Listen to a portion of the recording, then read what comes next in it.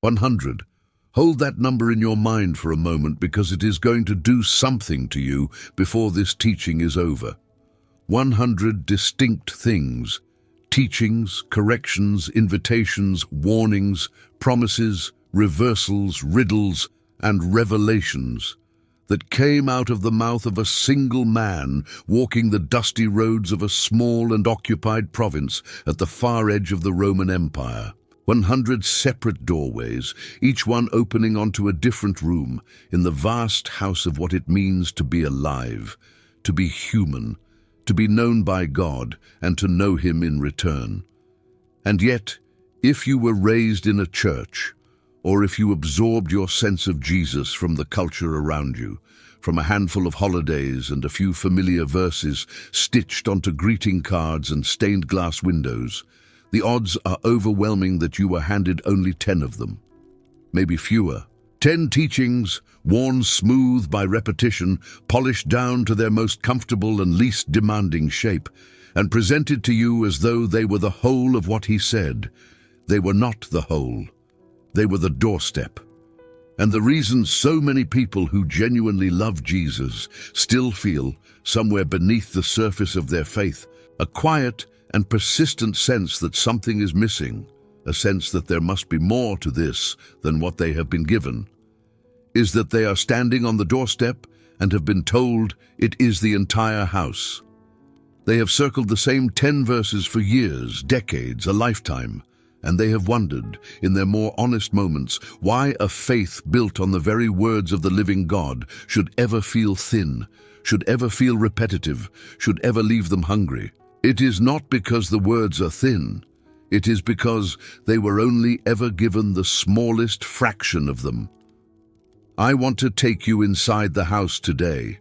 Not all 100 rooms, because a single teaching could not hold them, and a single lifetime could barely explore them, but far, far more than the 10 you were given.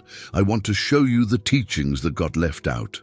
The ones that were too strange, too demanding, too uncomfortable, too politically inconvenient, too economically threatening, or simply too easy to overlook when the goal was to produce a tidy and manageable version of a man who was never tidy and was never, ever manageable. I want to show you the Jesus who said things that would still get a person thrown out of most respectable gatherings today. The Jesus whose teachings, taken in their fullness, do not comfort the comfortable and leave them undisturbed, but reach into the deepest architecture of a human life and begin gently and relentlessly to rebuild it from the foundation up. Because here is the truth that this entire teaching rests upon, and I want to say it plainly before we go one step further. The reason you were only told about 10 is not primarily that anyone was hiding the other 90 from you out of malice. It is that the other 90 cost something. They cost the hearer something, and a message that costs the hearer something is always, in every generation, quietly sanded down into a message that costs nothing, because the version that costs nothing is easier to spread, easier to sell, easier to build institutions around, and easier to live with on a Tuesday afternoon when you would rather not be disturbed. The full teaching of Jesus is not difficult, because God is harsh. It is difficult because love, when it is real, always asks everything, and most of what got left out of the version you were handed was left out precisely because it asked too much. Think about how this happens, because it does not happen through conspiracy. It happens through comfort. A teaching arrives that is demanding, that unsettles, that asks the hearer to change at the root. And the human heart, which is endlessly resourceful in its own defense, does not reject the teaching outright, because to reject the words of Jesus openly would be too obviously a betrayal. Instead, it does something far more subtle. It keeps the teaching but drains it. It keeps the words but softens their edge. It keeps the sentence but removes the part that would cut. And so, generation after generation, the sharpest sayings of Jesus are passed down in a form that has been quietly rounded off, until what remains is a version safe enough to embroider on a cushion and weak enough to leave the embroiderer exactly as they were. This is how you end up with 10 teachings that ask nothing and 90 that were never mentioned. So this is your invitation to receive the fuller portion, to have set before you, over the length of this teaching, the words of Jesus that rarely make it onto the felt boards of Sunday school or into the 3-point sermons that end precisely on time. Some of them will comfort you more deeply than anything you have ever heard. Some of them will unsettle you in ways you did not expect and may not immediately welcome. All of them are His, and all of them were meant for you. Not the sanitized, reduced, made manageable you that the world keeps trying to produce, but the real you, the one with the real fears and the real longings and the real capacity for a life immeasurably larger than the one you have settled for. Before we go any further, I want to pause and speak to you directly, the specific person hearing these words right now. I want to invite you into something. This channel has a membership, and I want to tell you about it not as a transaction, but as an open door into a smaller room within this larger one. When you become a member, you step into a circle of people walking this same road. People who are hungry for the fuller portion, who are tired of the doorstep and want to see the whole house. Members receive teachings made only for them, and they see each new video before anyone else does. It is a way of belonging more deeply to what we are building here together. And I want to say this as clearly and as gently as I know how. There is no pressure at all. If you are in a season where you cannot give anything to help support this work, that is completely all right. Truly, simply being here, giving your time and your attention to these words already makes you one of us. You already belong. But if you are able, and if you want to step further in, joining is simple. Tap the join button just beneath this video, choose whichever tier feels right to you, and you are in. That is all it takes. And while you are there, I would love it if you would leave a comment and tell me one thing you are struggling to trust God with right now. Honestly, without performance, without dressing it up. Just the real thing. You would be amazed how much it means to see those words appear, and how many people scrolling past will find in your honesty the permission to be honest themselves. Now, let us open the house. We begin where the sanitized version almost never begins, not with comfort, but with the teaching Jesus himself chose to place first, the one so foundational that everything else is built upon it, and yet so frequently skipped that many believers have never once heard it explained. The first thing that got left out. The kingdom is not where you think it is. When Jesus began to preach, his opening announcement was not, "God loves you and has a wonderful plan for your life," though something like that is true in its proper place. His opening announcement was that the kingdom of God had come near. And almost immediately, he began to describe this kingdom in ways that baffled everyone who heard him, because it did not look like any kingdom anyone had ever seen or imagined. Every person listening to Jesus had a mental picture of what a kingdom was. A kingdom was Rome, with its legions and its roads and its eagles and its emperor who called himself the son of a god. A kingdom was the memory of David and Solomon, of a throne in Jerusalem and armies in the field and the wealth of nations flowing into the treasury. A kingdom was power you could see, territory you could map, an army you could count, a king you could point to. And into that expectation, Jesus spoke words that must have sounded at first like a kind of madness. The kingdom of God, he said, is like a mustard seed, the smallest of seeds, so small you could lose it in the crease of your palm, which a man plants, and which grows into something larger than anyone would have predicted from so unpromising a beginning. The kingdom of God, he said, is like yeast that a woman hides in a large quantity of flour, working invisibly, silently, from the inside out, until the whole batch is transformed. The kingdom of God, he said, does not come with observation. You cannot say, "Look, here it is," or "there it is," because, and here is the phrase that got left out of so many tellings, the kingdom of God is within you, or among you. in your midst. Right here, in the space between the people who are listening, in the very fabric of the ordinary moment you are living in right now. Do you feel how strange that is? How completely it overturns the assumption that God's reign is something distant, something institutional, something located primarily in grand buildings and official structures and the visible machinery of religion. Jesus located the kingdom in the last place anyone was looking, in the small, the hidden, the interior, the overlooked. He said it grows the way a seed grows, which is to say, slowly, invisibly underground, in a manner that offers you almost nothing to photograph and almost nothing to boast about.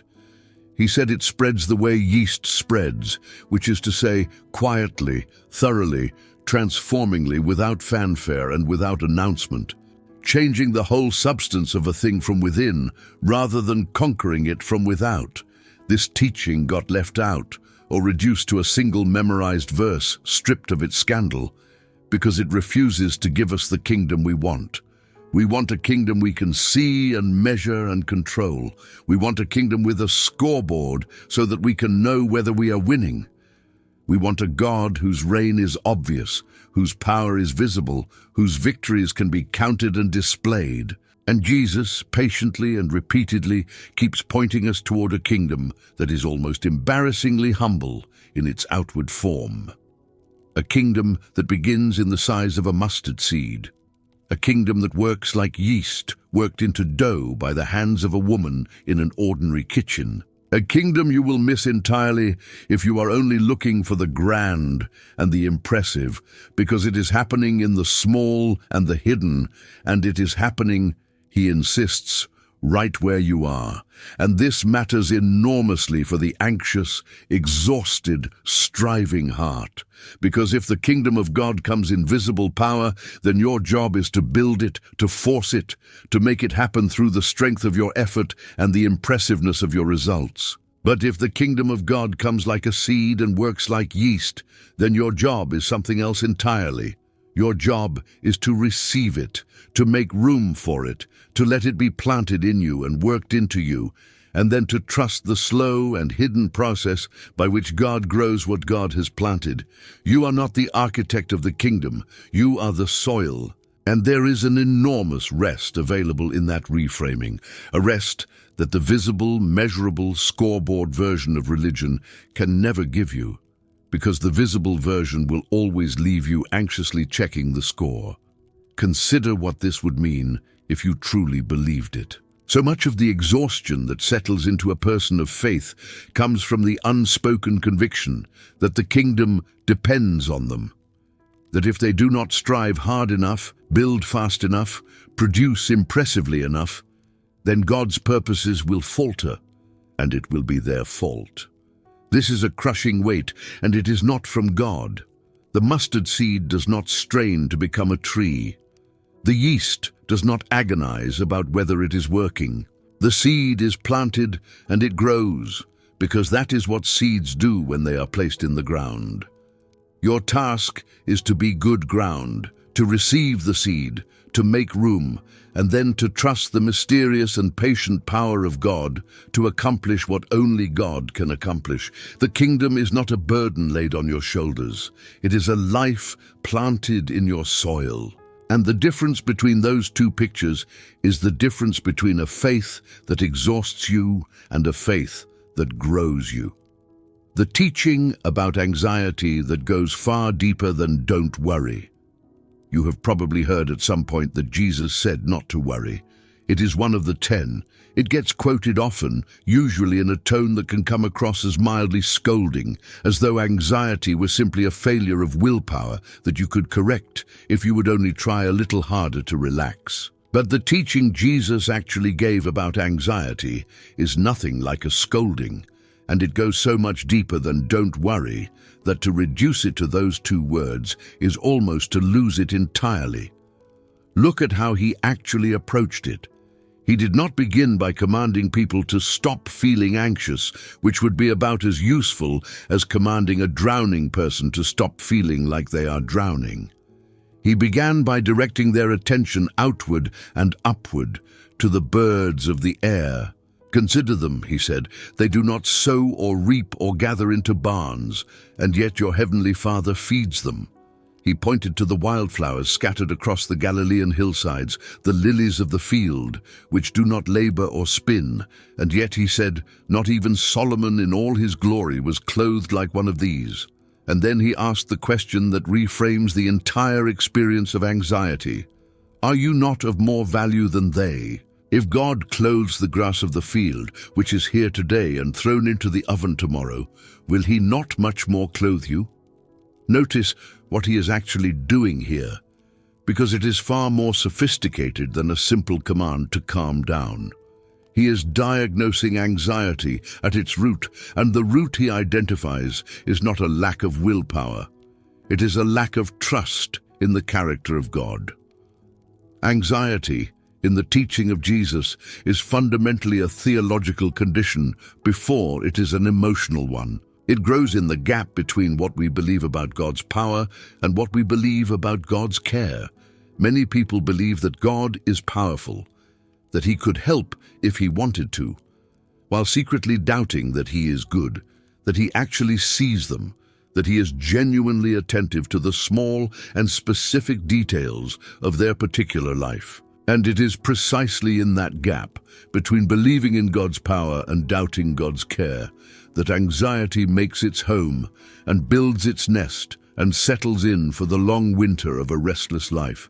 So Jesus does not attack the symptom. He goes for the root. He piles up evidence for the care of God, the fed birds, the clothed flowers, the counted hairs of your head, the Father who knows what you need before you ask him, until the accumulated weight of that evidence begins to close the gap. He is not saying your problems are not real. He is not saying the future holds nothing to fear. He is saying that the God who attends so lavishly to the sparrow, who dresses the wild grass in a splendor that outshines the wealthiest king who ever lived, has not overlooked you, has not forgotten you, has not left you to fend for yourself in an indifferent universe. And when that truth goes all the way down, not as a slogan you repeat, but as a reality you actually inhabit, the ground in which anxiety grows begins, slowly, to lose its capacity to sustain it. And then he adds the line that is the actual command, and it is not, "Don't worry." It is this: "Seek first the kingdom of God and his righteousness, and all these things will be added to you." Do you see the reorientation? He does not tell you to stop thinking about your needs by sheer force of will. He tells you to give your primary attention, your first and deepest seeking, to something larger than your needs, to the kingdom, to the reign and the will and the presence of God. And he promises that in the pursuit of that larger thing, the smaller things you were so anxious about will be taken care of. Anxiety shrinks not when you attack it directly, but when you become absorbed in something greater than the objects of your fear. This is one of the most practically powerful teachings in all of human history on the subject of the anxious mind, and it has been reduced, in the version many of us received, to a mild and slightly annoying "don't worry." The full teaching is a complete reordering of the human heart's attention. It is medicine for the deepest layer of the restless soul. And there is one more layer easily missed that makes the whole teaching land with force. Jesus adds that each day has enough trouble of its own, and therefore we should not add tomorrow's burdens to today's. This is a piece of practical wisdom so precise that modern psychology has only in the last century begun to catch up to it. The anxious mind does not live in the present. It lives in a future that has not happened and may never happen, rehearsing catastrophes, running simulations of disasters that exist nowhere except in the imagination. And the grace of God Jesus is teaching is given for the day you are actually in, not for the imagined days you are borrowing trouble from. You do not have grace today for tomorrow's trial, because you are not yet in tomorrow's trial. But when tomorrow comes, and if the trial comes with it, the grace will be there, given fresh, sufficient for that day. This is why the anxious mind exhausts itself. It is trying to face, all at once and in advance, 100 possible tomorrows for which no grace has yet been given, when it was only ever meant to face the single day in which it actually stands. Learn to live in the day you are in. That is not a slogan, it is one of the deepest secrets of peace that has ever been spoken. Do you understand yet why they only gave you 10? Because each of these teachings, when you actually open it and go inside, does not leave you where it found you. It asks something. It rearranges something.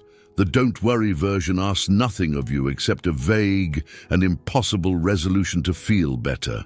The full teaching asks you to relocate the entire center of gravity of your life, away from your own anxious self-management and onto the character and the kingdom of God. One of those is a greeting card. The other is a revolution. And the revolution is harder to hand out, harder to institutionalize, harder to fit into the space between the opening hymn and the closing announcements. So the greeting card is what most people received. But you are here for the revolution, or you would not still be listening. So let us keep going. The teaching. That the last will be first, and why it terrified the powerful. There is a phrase of Jesus so familiar that it has passed into ordinary speech, worn down by use until most people barely register what it originally meant. The last will be first, and the first will be last. We say it, or we hear it, and it registers as a vaguely nice sentiment, a gentle reassurance that the underdog will get their turn eventually. But when Jesus said it, and in the way he said it, and in the context where he kept saying it, again and again, in parable after parable, in confrontation after confrontation, it was not a gentle sentiment. It was a detonation placed at the base of every hierarchy human beings have ever built. Think about what it actually claims. Every society that has ever existed runs on a ranking. There are people at the top and people at the bottom, people who matter and people who are overlooked, people whose names are known and people who are invisible, people who are served and people who serve. This ranking feels as natural and permanent as gravity. The powerful assume their position is the reward for their superiority. The overlooked absorb, often without ever quite deciding to, the message that their low position reflects their low worth. And into that entire structure, a structure so ancient and so universal that most people cannot even see it, the way a fish cannot see water, Jesus drops a single sentence that turns it completely upside down. The last will be first, the first will be last. The whole ranking is not merely unjust. It is, from the perspective of the kingdom of God, precisely inverted. The ones the world has pushed to the back are, in the reality that actually endures, at the front. And the ones the world has placed at the front are, in that same enduring reality, at the back. This is why the powerful found Jesus so threatening, and why this particular strand of his teaching tends to get softened into a harmless proverb. Because if it is true, if the ranking really is inverted in the eyes of the God who created everything and who will have the final word on everything, then every person who has clawed their way to the top of some human pile has been climbing in the wrong direction. And every person who has been trodden down and stepped over and treated as though they did not matter has been, all along, closer to the heart of things than their oppressors ever were. This is not a comfortable teaching for anyone invested in the existing order. It is glorious news for the crushed and the overlooked, and it is a profound and necessary disruption for the comfortable and the elevated. And Jesus taught it constantly. He taught it when he said that whoever wants to be great must become the servant of all. He taught it when he took a child, a person of essentially no status in that society, a nobody, and set the child in the middle of his status-obsessed disciples and said that unless they became like this, they would not even enter the kingdom. He taught it when he said that it is harder for a rich man to enter the kingdom of God than for a camel to pass through the eye of a needle. a statement so shocking to his hearers, who assumed wealth was a sign of divine favor, that they asked in astonishment, "Then who can be saved?" He taught it, in fact, with his entire life, which is the ultimate reason this teaching cannot be softened without destroying it. Because the one who spoke these words was himself the living demonstration of them, the first becoming last, the highest descending to the lowest, the one through whom John tells us all things were made, choosing to be born in a feeding trough in a backwater town, to work with his hands, to have nowhere to lay his head, and finally to be executed in the manner reserved for the most despised and powerless people in the empire. The teaching that the last will be first is not an abstract proverb. It is the shape of God's own movement into the world. And it means that the direction of a truly God-shaped life is not up towards status and recognition and the top of the pile, but down towards service and humility and the places the world has abandoned. That is not a message that sells well. It is not a message that flatters donors or fills grand buildings or advances careers. So it got quietly reduced to a proverb about underdogs. But you have heard it now in something closer to its full and terrible and beautiful weight. Let it do its work, and let it do a particular work in the place where you feel least, because almost everyone carries within them some private ledger of the ways they do not measure up, the achievements they never reached, the recognition they never received, the sense that in the great ranking of the world they landed somewhere disappointing and are quietly ashamed of it. To that private ledger, this teaching speaks directly. The ranking you have been grading yourself against is not the real ranking. The scale the world handed you, the one on which you have been failing, is not the scale on which anything ultimately matters. There is another scale held in the hands of God, and on that scale the faithful and hidden are lifted high, and the celebrated and self-serving are brought low, and your life is being measured right now in all its overlooked ordinariness by that scale and not the other one. Stop grieving your position on a ranking that God has already declared inverted. The last will be first. If the world has placed you last, take heart. You may be closer to the front than you have ever dared to believe. The command to love your enemies, and why it is not naive. Here is a teaching that everyone has heard of, and almost no one has been taught to actually understand, which is a strange and telling combination. Love your enemies. It appears in nearly every list of what Jesus taught. It is quoted at funerals and printed in inspirational books and invoked in 1,000 contexts. And yet the actual content of it, what it means, why he commanded it, and what makes it something other than sentimental foolishness, is rarely opened up. Most people file it away as a beautiful but impractical ideal, the kind of thing that sounds lovely on a Sunday but has no real application on Monday when your actual enemy does the thing your actual enemy actually does. But Jesus was not being naive, and he was not being sentimental, and to understand why, you have to hear the full teaching rather than the 3-word summary. He did not simply say, "Love your enemies," and leave it as a vague and impossible feeling. He got specific, almost uncomfortably specific, about what this love looks like in action. Pray for those who persecute you. Do good to those who hate you. Bless those who curse you. If someone strikes you on one cheek, do not respond in kind. If someone takes your coat, do not cling to your shirt as well. Notice that not one of these is a command about how to feel.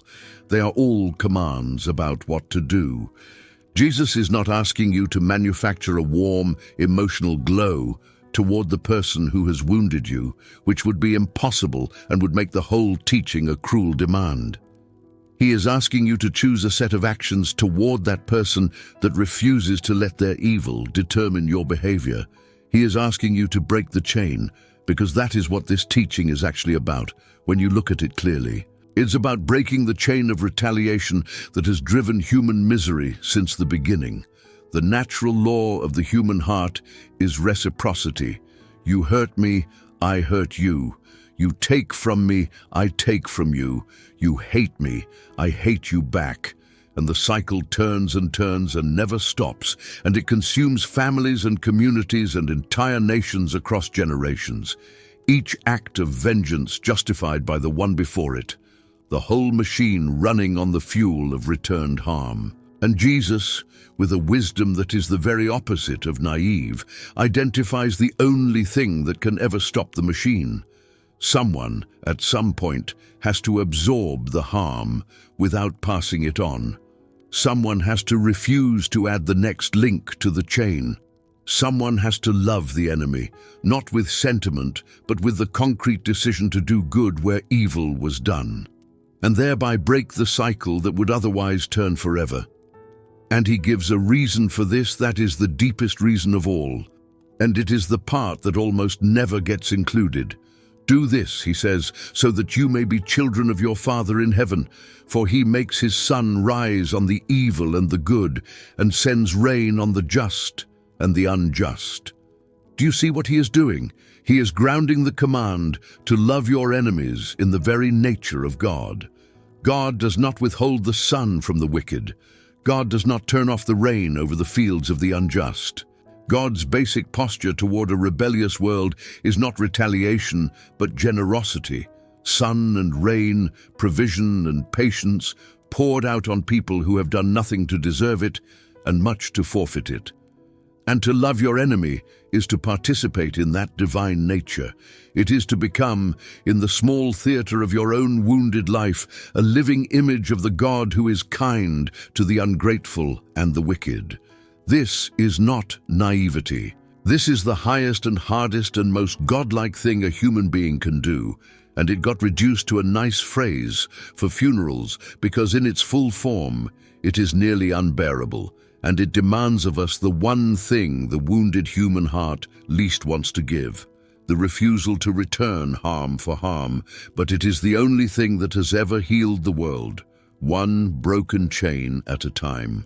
And he commands it not to burden you, but to free you, because the person consumed by the need to retaliate is never free. The one who can absorb the harm and refuse to pass it on is the only one who has escaped the prison. Love of enemies is not weakness. It is the freedom of a soul that no injury can any longer control.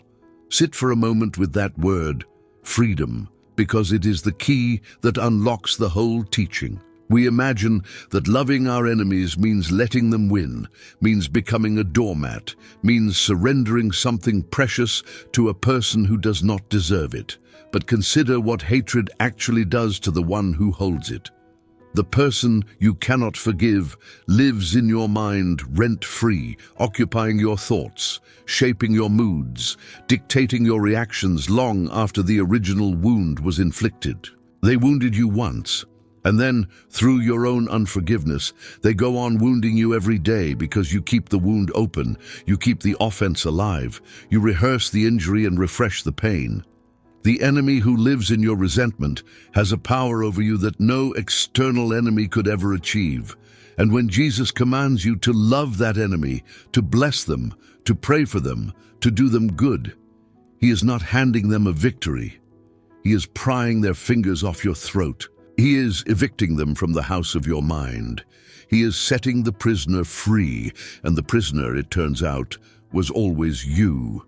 The teaching about the log in your own eye. There is a moment in the teaching of Jesus that is so sharply, almost comedically observed that it is a wonder it does not appear more often, because it diagnoses one of the most universal and destructive habits of the human heart, with a precision that has never been improved upon. Why, he asks, do you look at the speck of sawdust in your brother's eye and pay no attention to the plank in your own eye? How can you say to your brother, let me take the speck out of your eye, when all the time there is a plank in your own eye? Picture it, because Jesus meant for you to picture it. A person walks around with an entire wooden beam protruding from their eye socket, an absurd, impossible cartoonish image. And this person, so encumbered, so blinded, so grotesquely compromised, approaches another person to perform the delicate operation of removing a tiny fleck of dust from that other person's eye. The image is deliberately ridiculous, and the ridiculousness is the point. Jesus is holding up a mirror to the way we live, and he is making it funny precisely so that we cannot escape how true it is. We are all, every one of us, exquisitely attuned to the small faults of others and almost entirely blind to the enormous faults in ourselves. We can spot a fleck of hypocrisy in a neighbor from across a crowded room, while remaining serenely unaware of the great beam of our own hypocrisy that everyone around us can plainly see. This teaching is not, as it is sometimes flattened into being, a command never to make any judgment about anything, a bland instruction to keep your opinions to yourself. Look closely, and you will see that Jesus does not say, "Leave the speck in your brother's eye." He says, first, take the plank out of your own eye, and then you will see clearly to remove the speck from your brother's eye. The goal is still to help your brother. The goal is still that the speck should come out, because a speck in the eye is painful and it impairs vision, and a loving person wants to help. But you cannot perform that delicate and loving work while you yourself are blinded by a beam you have never dealt with. The order matters. Self-examination comes first. The hard, humbling, uncomfortable work of dealing with your own enormous faults comes before, and qualifies you for, the gentle work of helping another with their smaller ones. And the person who has actually done that work, who has faced the plank, who has known the humbling of removing it, who has felt in their own experience how difficult and how painful and how grace-dependent that process is, that person, and only that person, can be trusted to go near the eye of another. Because they will do it gently, they will do it with humility, they will do it as one who knows exactly how it feels to be the one with something in their eye. The version of this teaching that many people received is either "don't judge," full stop, which is not actually what he said and which paralyzes all honest moral discernment, or else it was skipped entirely because it is so uncomfortably personal. But the full teaching is a masterpiece of spiritual psychology. It names the universal human habit of harsh outward focus and merciful inward blindness. It calls us to reverse the direction of our scrutiny, to become as searching about ourselves as we are naturally inclined to be about everyone else. And it holds out as the reward for that reversal, not the right to condemn, but the capacity to genuinely help, which is a far better and far more difficult thing. There is also a mercy hidden in this teaching that is worth naming, because it can change the way you move through the world. Almost all of the friction, the bitterness, the constant low-grade irritation with other people that so many of us carry comes from the very habit Jesus is describing, the habit of magnifying the faults of others while minimizing our own. We walk around as self-appointed inspectors of everyone else's eyes, and it makes us miserable, because a person who is always scanning for the specks in others is a person who is always finding them, always disappointed, always superior, and always alone. Jesus offers a way out of that misery, and the way out is not to lower your standards, but to turn them inward first. When you have honestly faced the plank in your own eye, when you have felt the full weight of your own need for grace, a strange gentleness begins to grow toward everyone else. You stop being the inspector and start being a fellow patient. And fellow patients, unlike inspectors, are capable of compassion. The teaching that seems at first to be about judgment turns out, in the end, to be about the birth of mercy. Have you noticed what all of these have in common? Every teaching we have opened so far shares a single quality, and it is the quality that got them left out. Each one turns the light back onto the hearer. The kingdom is within you and among you, so stop looking for it out there and start receiving it right here. Your anxiety is a matter of whether you trust the character of God, so the work is in your own believing. The ranking you have absorbed is inverted, so your climbing has been in the wrong direction.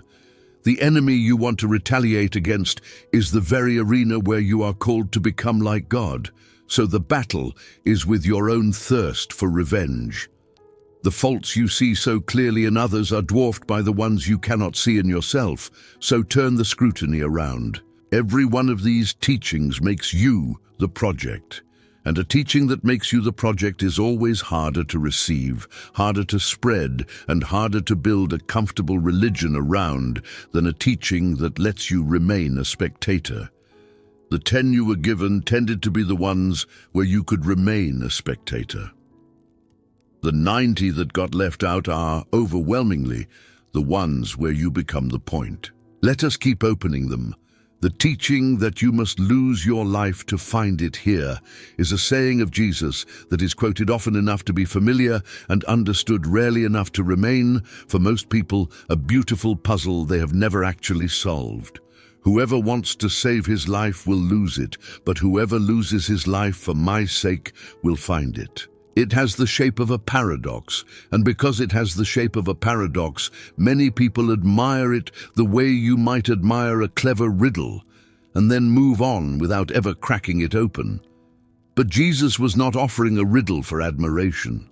He was describing the single most important mechanism of a human life, the hidden law that governs whether a person will ever become who they were meant to be, or will spend their whole existence anxiously clutching at a self that keeps slipping through their fingers. Consider what it means to try to save your life in the sense Jesus intends. It means to make the preservation and enhancement of your own self the organizing principle of your existence. To arrange everything around your own security, your own comfort, your own advancement, your own reputation, your own survival. To ask, at every juncture, what is best for me, what protects me, what serves me, what gets me ahead. This looks, on the surface, like simple common sense. It looks like what everyone does, what everyone is supposed to do, what the entire machinery of the world encourages you to do. And Jesus says, with devastating clarity, that this very strategy is the thing that destroys you. Whoever wants to save his life by this grasping and self-protective method will lose it. The self you clutch at so anxiously will crumble in your hands. The life you try so hard to preserve will slip away precisely because you are trying so hard to preserve it. Because a life curved in on itself, organized entirely around its own protection, becomes small and frightened and hollow and finally lost. Not lost in some distant future judgment, but lost right now, in the withering of a soul that was made for something infinitely larger than its own safety. And then the astonishing reversal, whoever loses his life for my sake will find it. There is a way of giving your life away, of pouring it out in love, in service, in devotion to God and to others, in the courageous abandonment of self-protection for the sake of something greater than yourself. That does not empty you, but fills you. That does not diminish you, but enlarges you. That does not lose the self, but finds it, discovers it, unlocks it, brings it at last into the fullness it was always meant to have. This is the great secret hidden in plain sight at the center of the teaching of Jesus, and it runs directly against every instinct of the anxious, self-protective, grasping human heart. You do not find yourself by seeking yourself. You find yourself by losing yourself in something worthy of your whole devotion. The people who are most alive, most free, most genuinely themselves are never the ones who spent their lives protecting themselves. They are the ones who gave themselves away and discovered to their astonishment that in the giving they became real. This teaching got left out or reduced to an admired paradox because it asks for the one thing the self is most desperate to keep, which is the self.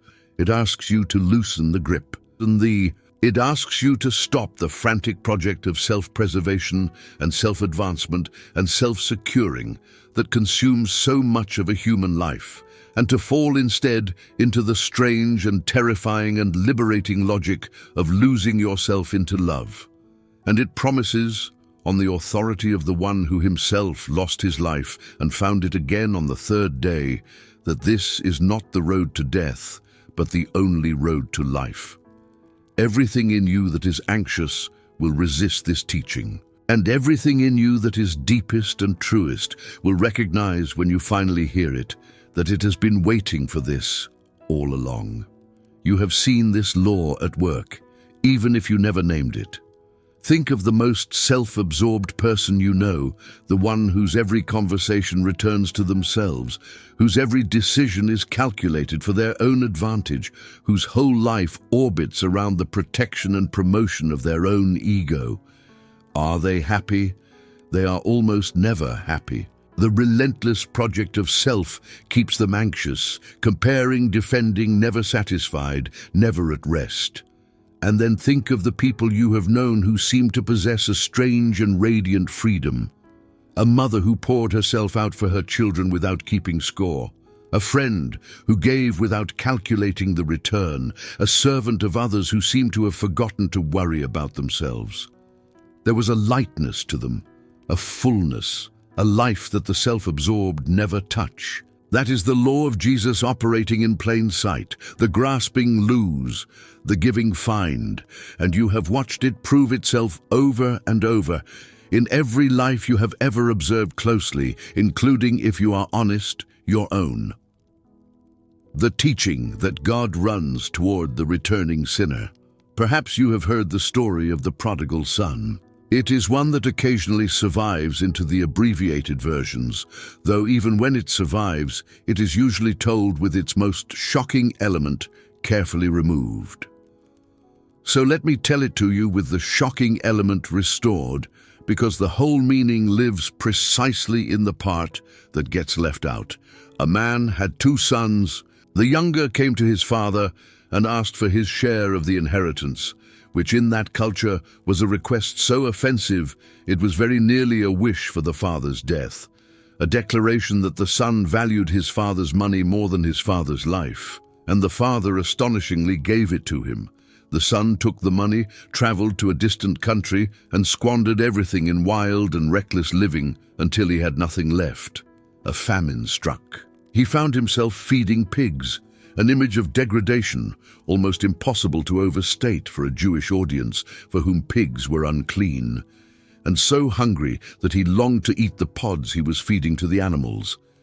And there, in the pig field, at the absolute bottom, he came to his senses. He decided to go home, rehearsing a little speech of repentance, hoping only to be taken back as a hired servant, no longer daring to imagine he could be received as a son.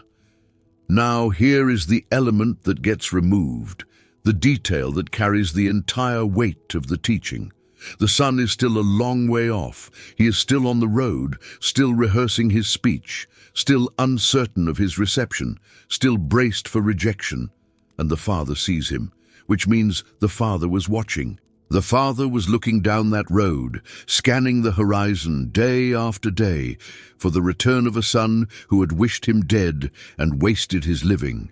And when the father sees that distant figure, he does something that a dignified man of that age and status in that culture simply did not do.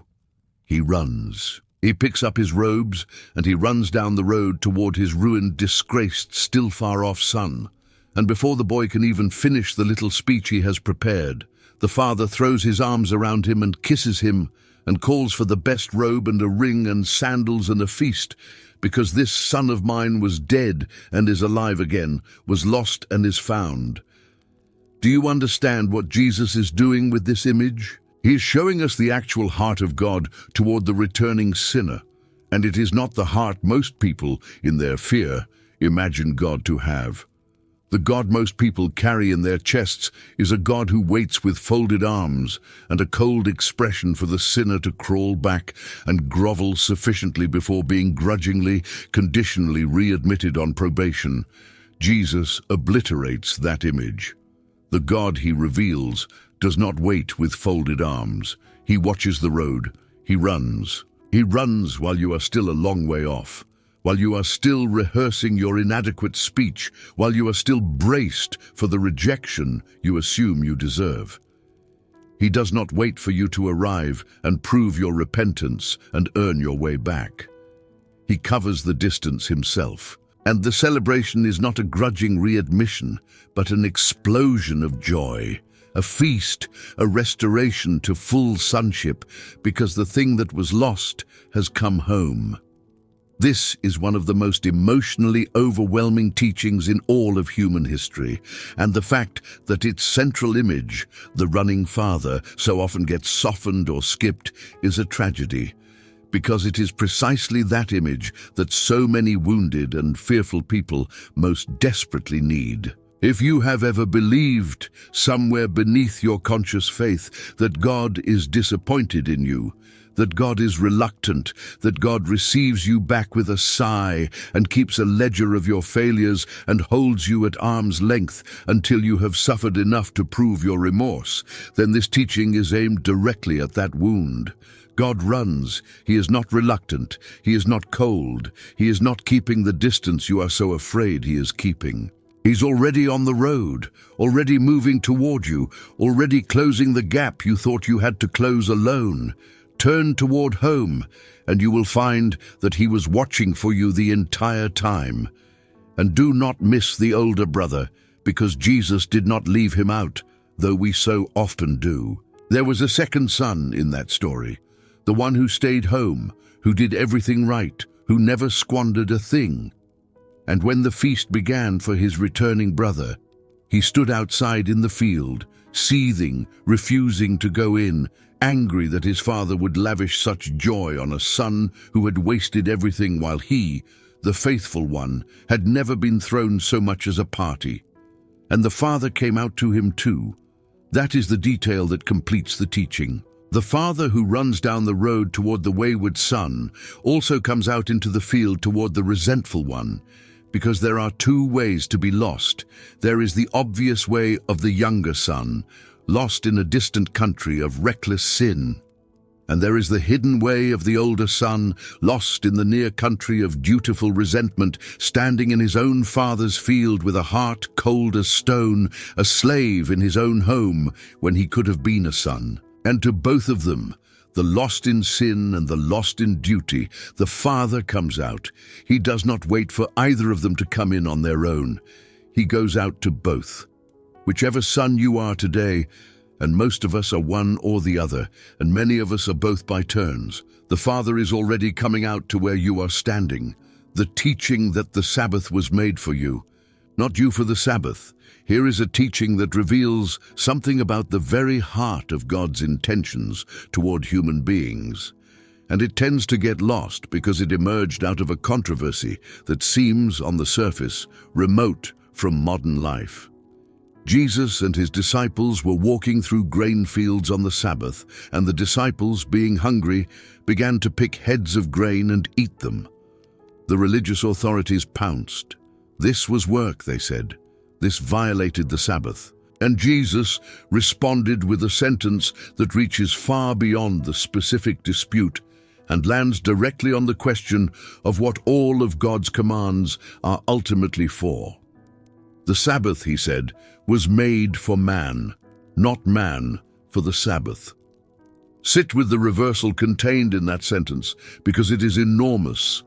The religious system of his day had, over centuries, gradually transformed the Sabbath from a gift into a burden. What God had given as a merciful provision, a whole day, every week, when human beings were commanded to rest, to cease their striving, to remember that their worth did not depend on their productivity, to be refreshed in body and soul, had been buried under such an accumulation of rules and restrictions and prohibitions that it had become one more source of anxiety, one more arena in which people could fail, one more heavy yoke laid across already burdened shoulders. The thing God gave to lift people up had been twisted into something that pressed them down. And Jesus, in a single sentence, cuts through the entire distortion and restores the original intention. The Sabbath was made for man. It is a gift. It exists for your benefit. You were never meant to be crushed beneath it. It was meant to hold you up. And the principle reaches far beyond the Sabbath, which is why this teaching matters so much and why its loss is so costly. Because the same distortion that ruined the Sabbath can ruin every good thing God has ever given. Prayer, which is meant to be intimate communion with a loving Father, can be twisted into an anxious performance you are always afraid you are doing wrong. Scripture, which is meant to be food for the soul, can be twisted into a weapon of condemnation. Worship, which is meant to be the overflow of a grateful heart, can be twisted into a grim obligation you drag yourself to out of fear. The entire structure of faith, which God designed to give life, can be gradually distorted by the anxious and controlling human heart into a system that takes life away. And this one sentence of Jesus stands as a permanent corrective against all of it. Whatever God gives, He gives for your good. It was made for you. You were not made for it. If your religion has become a crushing weight, something has gone wrong that Jesus came specifically to fix, because the God He reveals is not in the business of laying burdens on His children. He is in the business of lifting them. And here is a piece of that gift most people never claim because they were never told it was theirs to claim. Rest is not a reward you earn after you have finished everything. It is a command you are given in the middle of everything unfinished. Notice that the Sabbath comes every week, regardless of whether the work is done. And the work is never done. There is always more that could be produced, more that could be accomplished, more that could be secured. And into that endless demand, God speaks a startling and liberating word: stop. Not because everything is finished, but because you are not a machine, and your worth was never located in your output. The command to rest is God's weekly reminder that the world does not in fact depend on you, that it was held together before you were born and will be held together after you are gone. That you are a beloved creature and not an inexhaustible engine.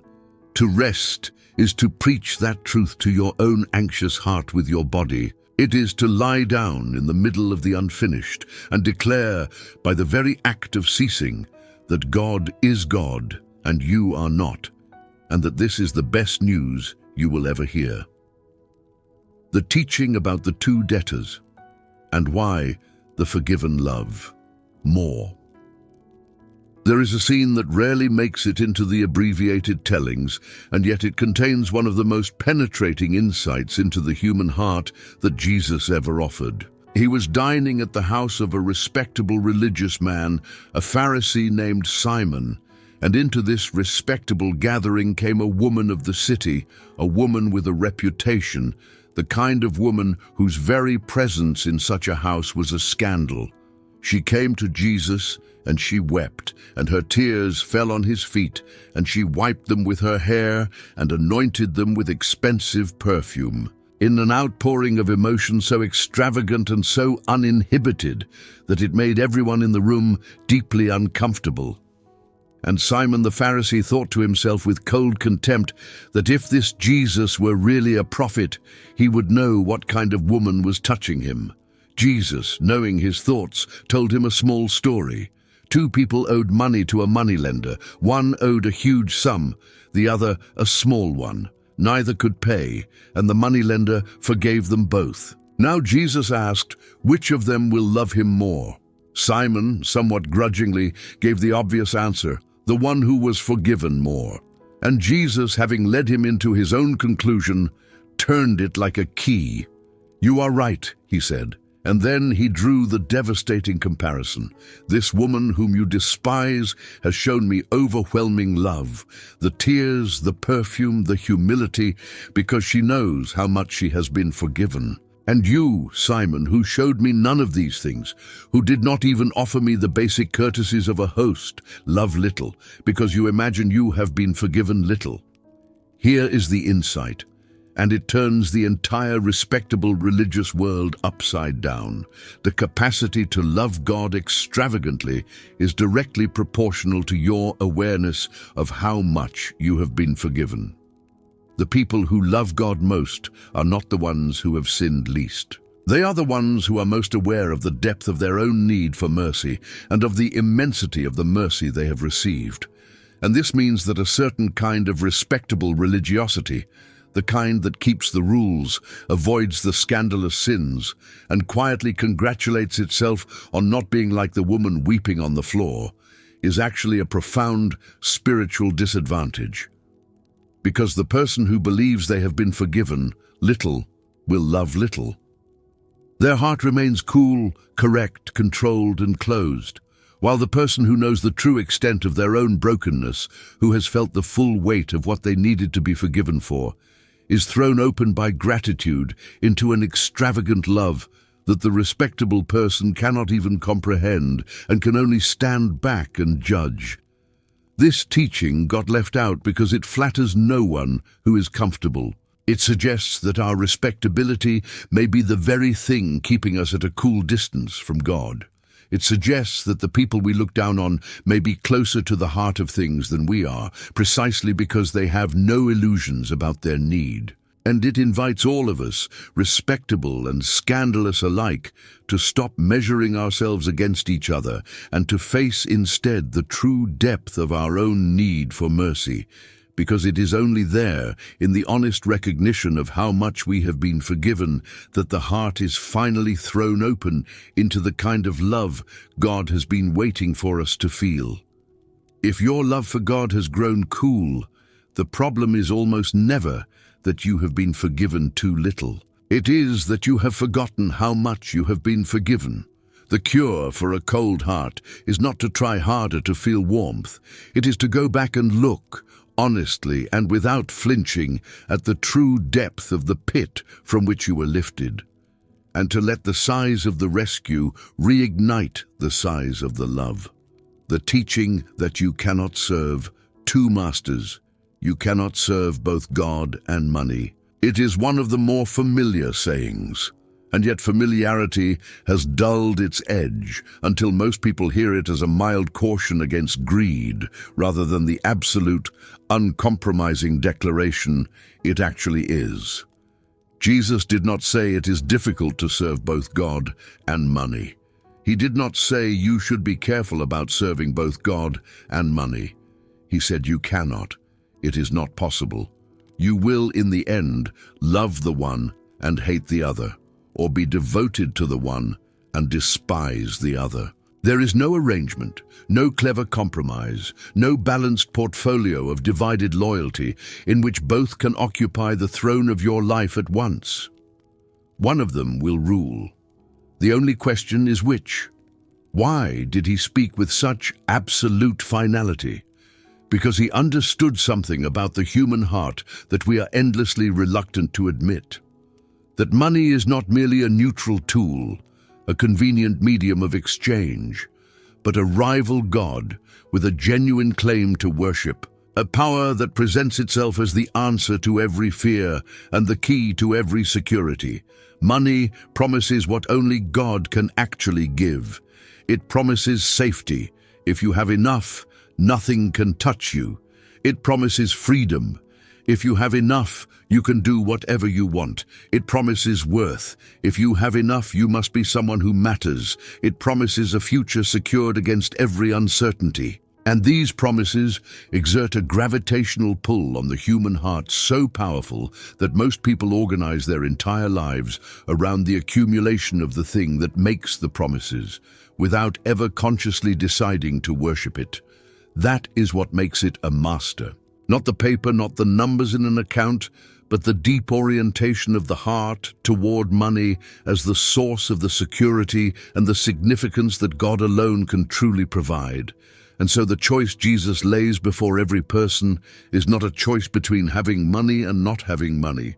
It is a choice about what sits on the throne. It is a choice about where you actually go in the secret movements of your heart, for your sense of safety and your sense of worth and your defense against the future. Do you go to God or do you go to the account balance? When you lie awake at night afraid, what is it that you reach for in your mind as the thing that will make you safe? The answer to that question reveals your true master, whatever your stated beliefs may be. And Jesus, with a love that refuses to leave us in a comfortable illusion, tells us plainly that we cannot have it both ways. We cannot keep God as our official religion and money as our actual security. The heart has one throne, and the entire trajectory of a person's life is determined by who is sitting on it. This teaching got softened into a gentle warning about greed, because in its full form, it is a demand for a fundamental reckoning with where our security actually rests. And that reckoning is uncomfortable for nearly everyone, because nearly everyone has, to some degree, been quietly serving the master they were told they could not serve, all while believing they were serving God. Jesus does not offer this teaching to shame us. He offers it to free us, because the one who serves money is never at rest. There is never enough. The fear never fully lifts. The future never becomes truly secure. And the one who is freed from that master who has moved their trust to the God who actually holds the future discovers a rest that no amount of accumulation could ever purchase. He is not trying to take something from you. He is trying to move you off a throne that was always going to collapse and onto the only foundation that will hold. The teaching about the widow's 2 small coins. Jesus was sitting near the temple treasury, watching the crowd put money into the offering. Many rich people threw in large amounts, the coins clattering impressively into the metal receptacles, the giving public and visible and admired. And then a poor widow came and put in 2 small copper coins worth almost nothing, the smallest denomination in circulation. And Jesus called his disciples over to make sure they did not miss what had just happened. And he said something that completely reversed the way every person in that courtyard was measuring the value of what was being given. This poor widow, he said, has put in more than all the others, for they all gave out of their wealth, but she, out of her poverty, put in everything, all she had to live on. Do you see the reversal? By every visible measure, the rich gave more. Their coins were more numerous, more valuable, more impressive. If you were keeping a ledger of the temple's income, the widow's contribution would not have registered at all. It was too small to matter. And Jesus looks at exactly the same scene and declares that she gave the most, more than all the others combined, because he is not measuring the amount given, he is measuring the amount kept back. The rich gave large sums and kept back even larger ones. Their giving cost them nothing, changed nothing, required nothing of them. The widow gave 2 small coins and kept back nothing at all. Her giving was everything she had, an act of total trust, a placing of her entire material survival into the hands of God. And in the economy of the kingdom, which measures the heart rather than the sum, hers was the largest gift given that day. This teaching demolishes one of the most persistent illusions of the religious life, which is the illusion that God is impressed by size, by quantity, by the visible impressiveness of what we offer. He is not. He looks past the amount entirely and reads the heart behind it. He sees what the gift cost. He sees what was risked, what was trusted, what was held back, and what was surrendered. And by that measure, the calculus of value is turned completely upside down. The impressive gift that costs nothing is worth nothing. The tiny gift that costs everything is worth more than all the rest. And this is unbearably liberating news for anyone who has ever felt that they have too little to offer God. Too little money, too little talent, too little influence, too little of whatever the world counts as significant. Because God is not counting what the world counts. He is looking at the widow with her 2 small coins, and he is calling his disciples over, and he is saying, do not miss this one. She has given more than all of them. Whatever you have given wholly is more in his sight than the vast surplus of those who gave from what they would never miss. Are you beginning to see the shape of it? We have now opened more than a dozen of the teachings that so often get left out, and a pattern has emerged that is worth pausing to name, because seeing the pattern helps you recognize the others for yourself. Nearly every one of these overlooked teachings performs the same essential move. It takes a measure that the world holds as obvious and reverses it. The world measures the kingdom by visible power. Jesus measures it by hidden growth. The world measures worth by rank. Jesus inverts the rank. The world measures a gift by its size. Jesus measures it by its cost. The world measures love by whether the other person deserves it. Jesus measures it by whether you are willing to give it to your enemy. Again and again, he takes the scale the world trusts and turns it over.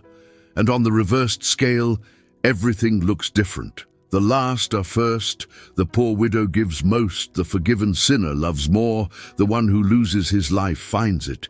This is why so much of his teaching got left out. Because we live inside the world's measures so completely that a teaching which reverses them feels not just challenging, but almost unbelievable. And it is far easier to keep the 10 teachings that leave our measures intact than to receive the 90 that overturn them. But you are here for the overturning. So let us continue. The teaching that many who are confident will be surprised. This is one of the more sobering teachings, and it is almost entirely absent from the comfortable versions, for reasons that will become obvious. Jesus said that not everyone who says to him, "Lord, Lord," will enter the kingdom of heaven, but only the one who does the will of his Father. And he went further, describing a scene of startling gravity. Many will come to him on that final day and say, "Lord, Lord, did we not prophesy in your name and cast out demons in your name and do many mighty works in your name?" And he will say to them, "I never knew you." This is not a teaching designed to make anyone comfortable, and it was clearly not intended to be. It cuts directly against a certain kind of religious confidence, the confidence of people who have the right words, who perform the right activities, who may even do impressive things in the name of God, but whose hearts have never actually been known by him, never actually been surrendered to him, never actually entered into the living relationship. That is the whole point. The people in this scene are not obvious hypocrites. They are not scandalous sinners. They are religiously active, verbally correct, apparently fruitful.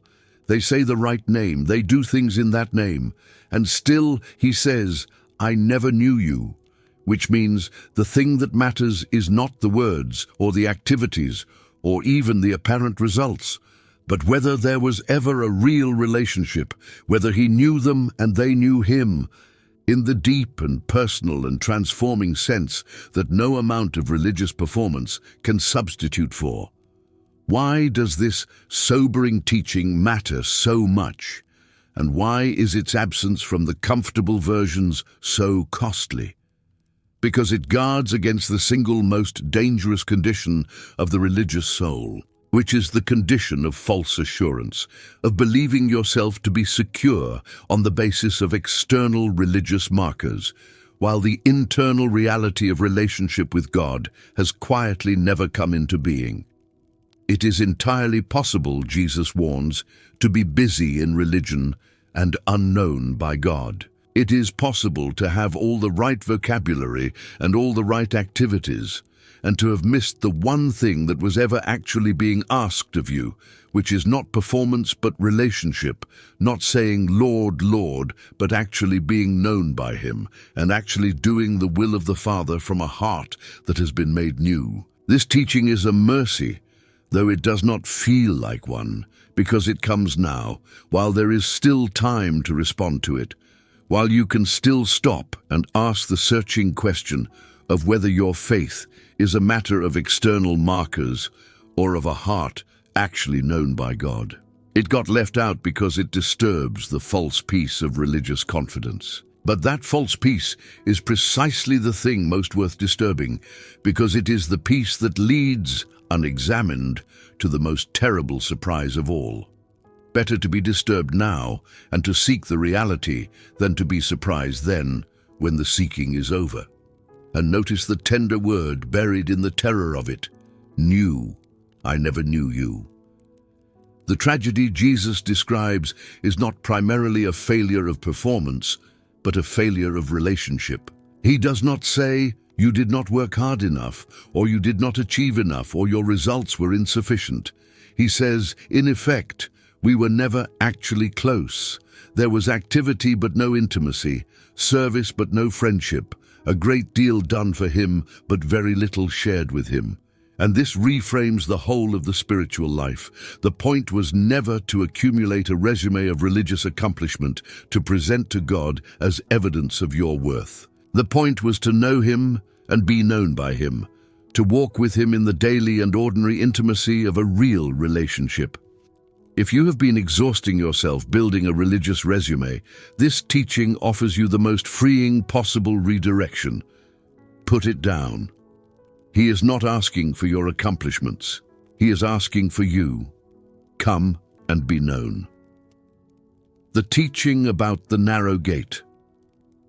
Related to this, and equally absent from the comfortable versions, is the teaching about the narrow gate.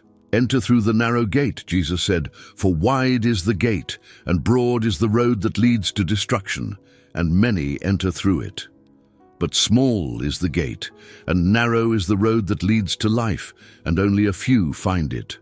This teaching offends the modern sensibility almost more than any other, because it insists on something we very much do not want to hear, that the path to life is not the default path, not the path of least resistance, not the wide and easy road that everyone is already on.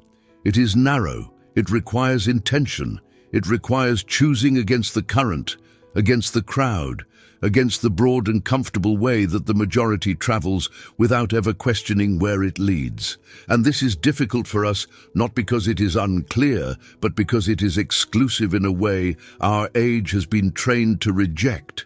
We want all roads to lead to the same good place.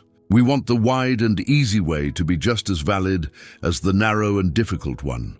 And Jesus, with a sober honesty that refuses to flatter us, says that it is not so.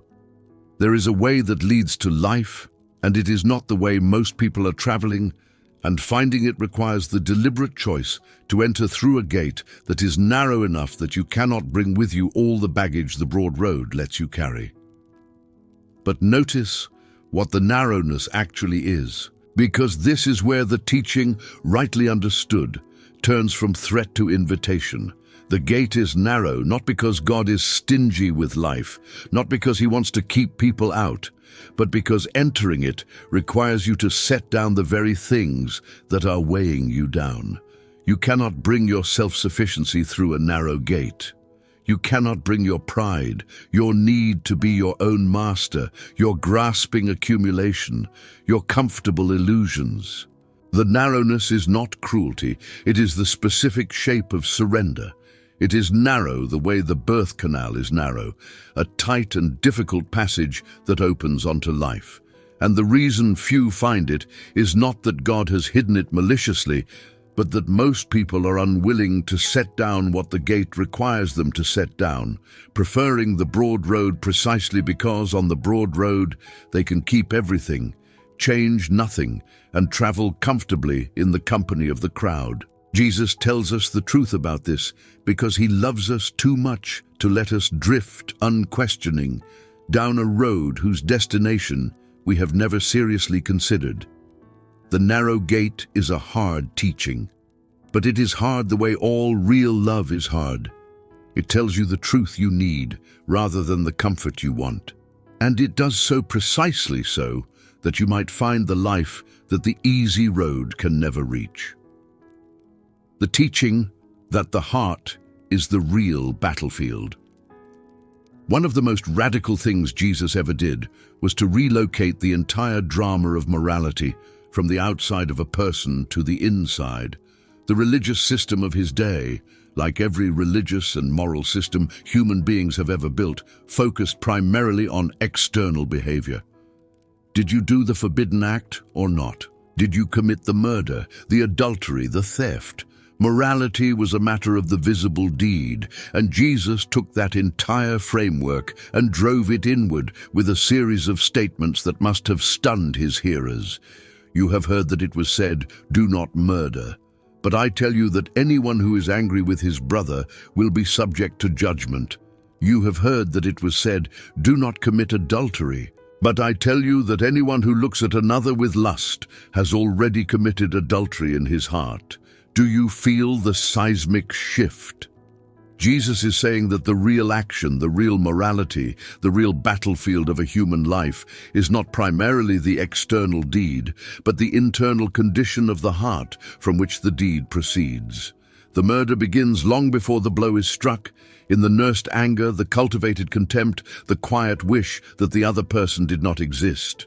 The adultery begins long before the act, in the lust entertained, the fantasy fed, the objectifying gaze that has already, in the secret theater of the heart, used another person as an object. And by relocating morality to the heart, Jesus does two things at once that together transform the entire moral life. First, he removes forever the possibility of the smug external righteousness that congratulates itself on not having committed the visible sins, while the heart seethes with the very things those sins express. And second, and this is the part that gets missed, he opens the door to a far deeper kind of transformation than mere behavior management could ever provide. Because here is what the relocation of morality to the heart actually means for you. It means that God is not ultimately in the business of managing your behavior.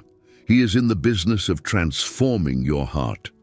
The goal was never simply to get you to stop doing bad things while you remained, on the inside, a person who wanted to do them and was merely restraining yourself.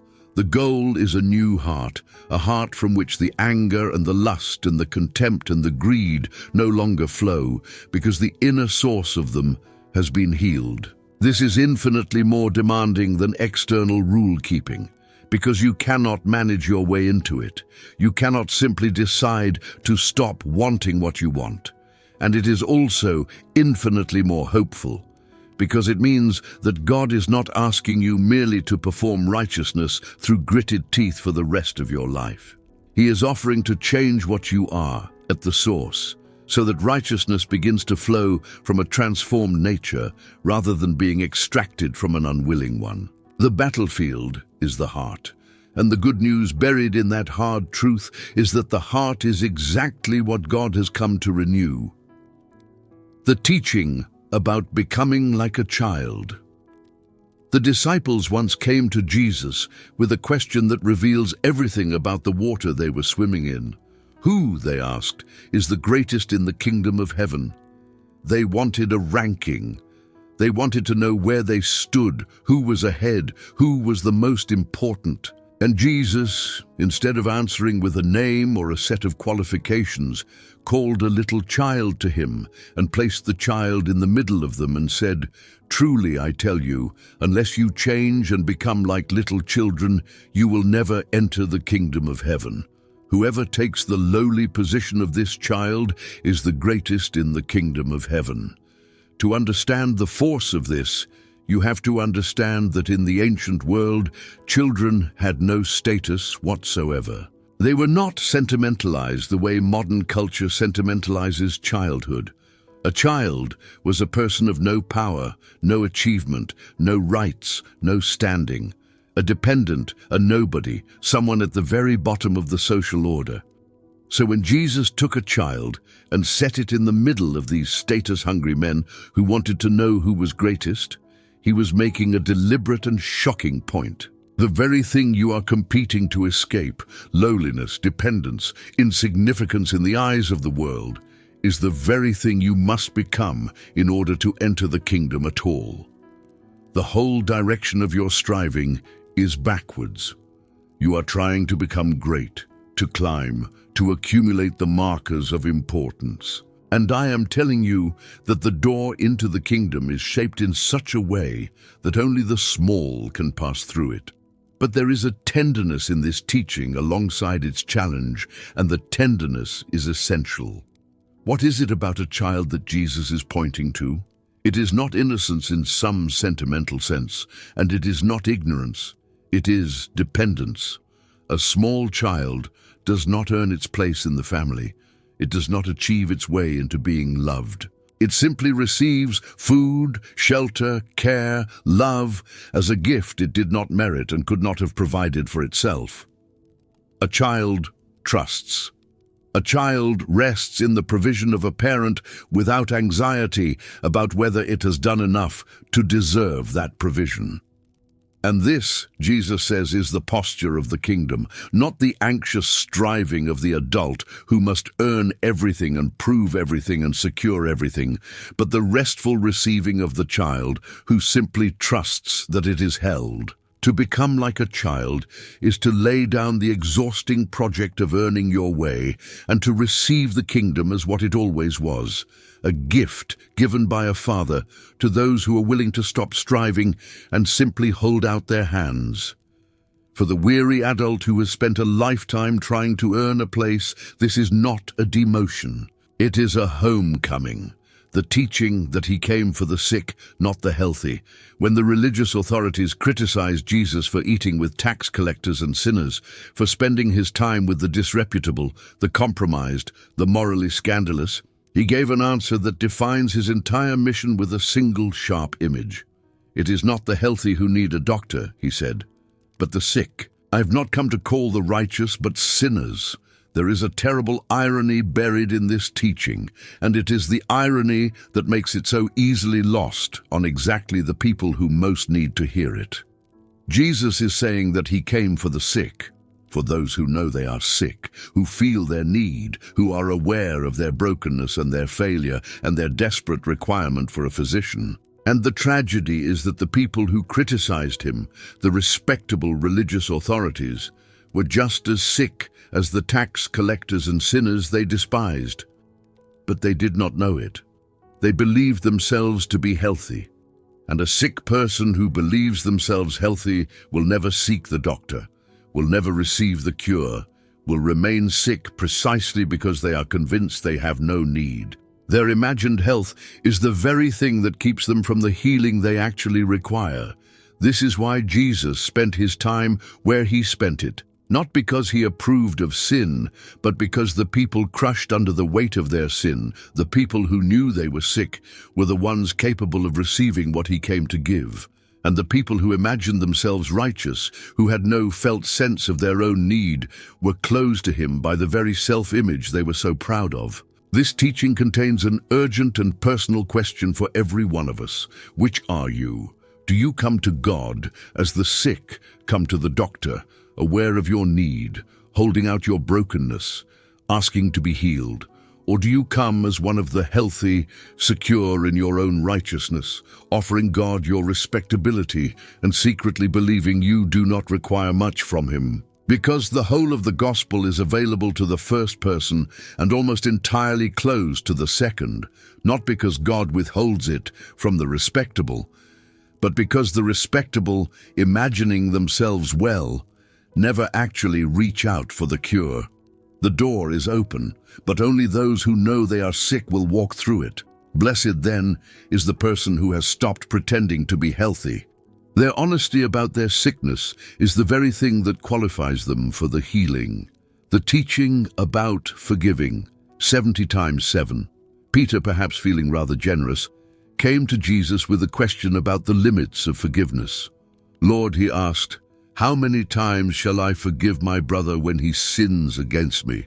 Up to 7 times? Peter almost certainly expected praise for his magnanimity, because the religious teaching of the day suggested that forgiving someone 3 times was sufficient, and Peter had more than doubled it. And Jesus answered, I tell you, not 7 times, but 70 times 7. Which is to say, in the idiom of the time, a number beyond counting, an unlimited number.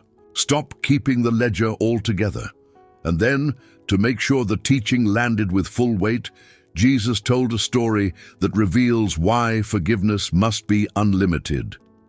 A servant owed his king an astronomical, unpayable debt, the kind of sum that could never be repaid in many lifetimes.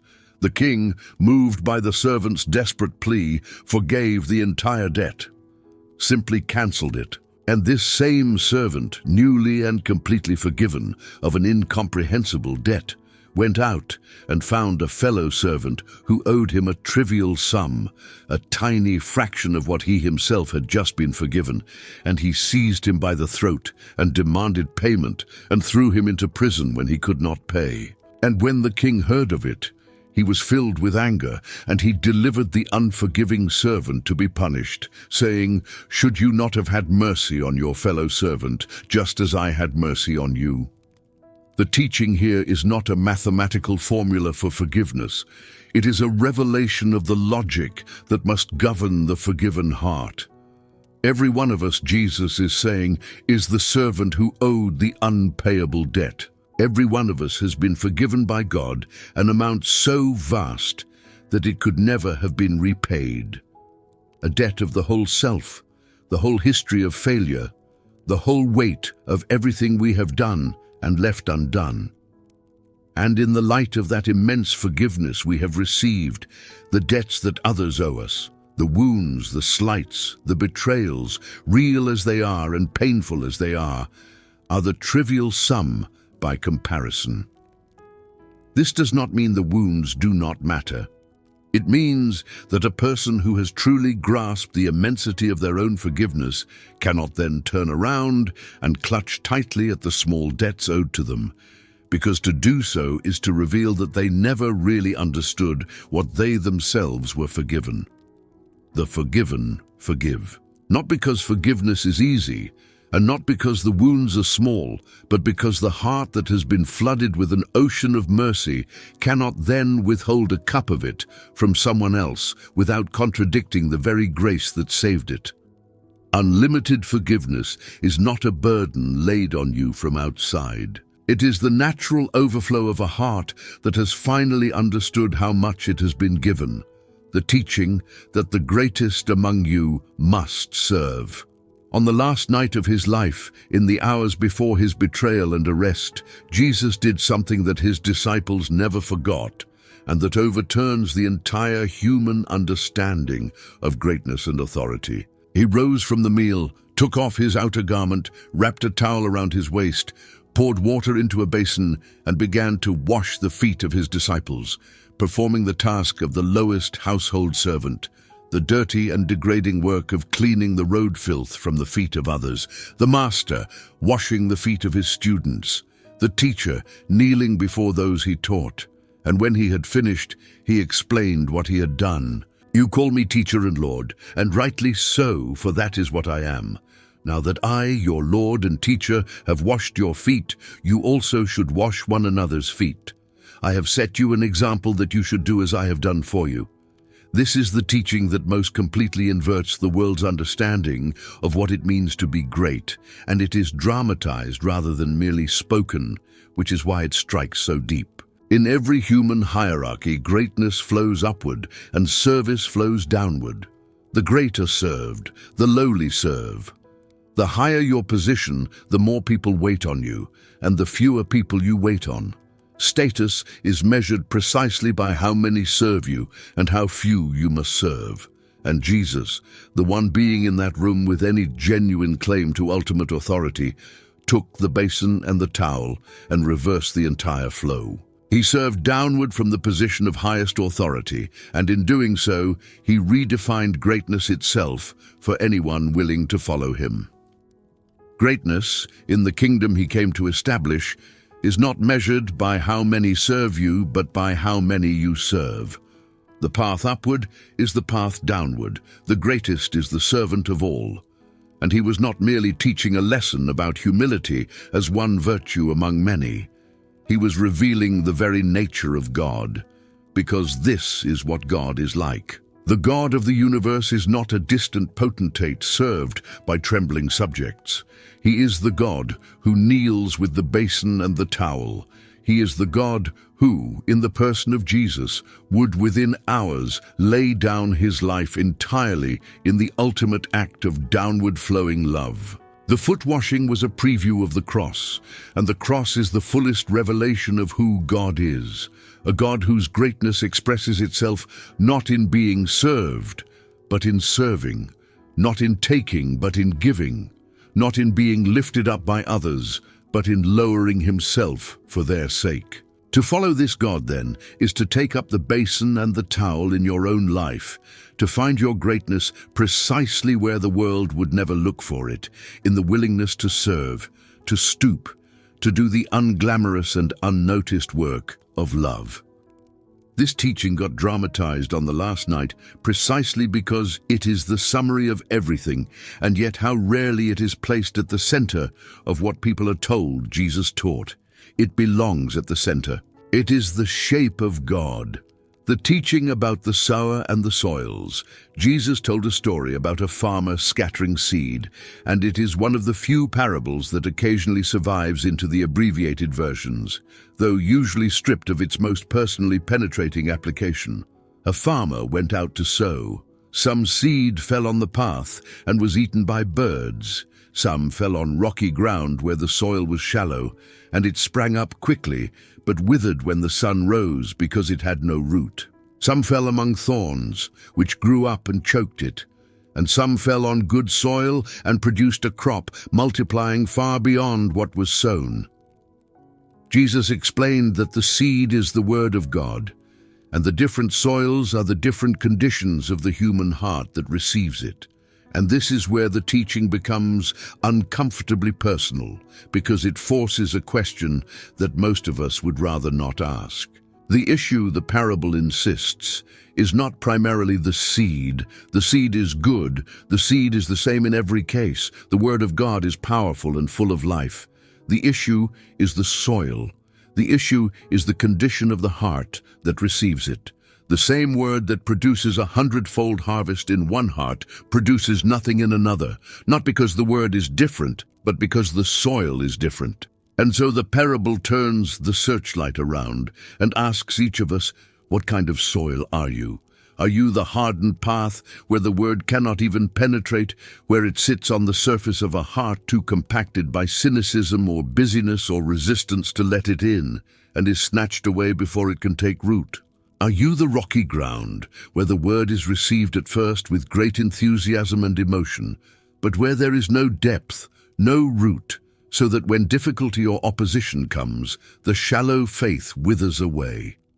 Are you the thorny ground, where the word does take root, but is slowly, quietly strangled by the competing growth of the worries of life and the deceitfulness of wealth and the desire for other things, until it is choked into unfruitfulness? Or are you the good soil, the receptive heart, prepared and open and willing, in which the word can sink deep and take root, and grow and produce a harvest beyond anything that was sown? This teaching does not let you remain a spectator, which is precisely why it is so valuable and so often defanged. It hands you the responsibility for the condition of your own heart. The seed is not the variable. You are. And the wonderful and hopeful thing hidden in this hard truth is that soil can be changed. The hardened path can be broken up. The rocks can be dug out. The thorns can be pulled. A heart that is poor soil today can, through honest attention and the grace of God, become good soil tomorrow. The parable is not a fixed diagnosis. It is an invitation to prepare the ground. The teaching about the Good Samaritan and who your neighbor really is a religious expert, wanting to test Jesus and perhaps to justify himself, asked what seemed like a reasonable question. And who is my neighbor? He had been told to love his neighbor as himself, and like all of us, he wanted to know the boundaries of the obligation, where the circle of required love ended, so that he could love those inside it and feel no guilt about the ones outside. It is a very human question. We are always trying to draw the circle small enough that we can actually complete the assignment and then rest. And Jesus, instead of answering with a definition, told a story that exploded the question entirely. A man was traveling down a dangerous road when robbers attacked him, stripped him, beat him, and left him half dead in the ditch. A priest came along, saw the wounded man, and passed by on the other side. A Levite, another religious official, did the same, saw him, and crossed to the far side of the road to avoid him. And then came a Samaritan. Now you have to understand what that word meant to the people listening. Samaritans were the despised outsiders, the ethnic and religious enemies, the people a respectable Jew of that day would have crossed the street to avoid on a good day.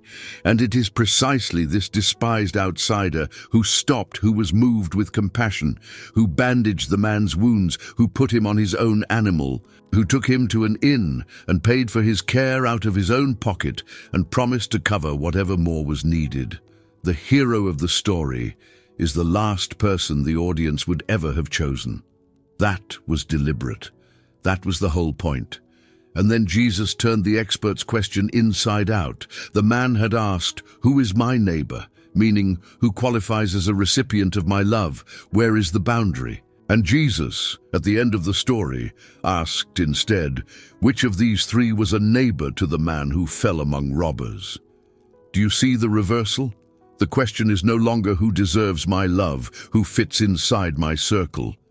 The question is whether I will be a neighbor, whether I will become the kind of person who crosses every boundary of race and religion and comfort and convenience to show mercy to whoever is in front of me in need.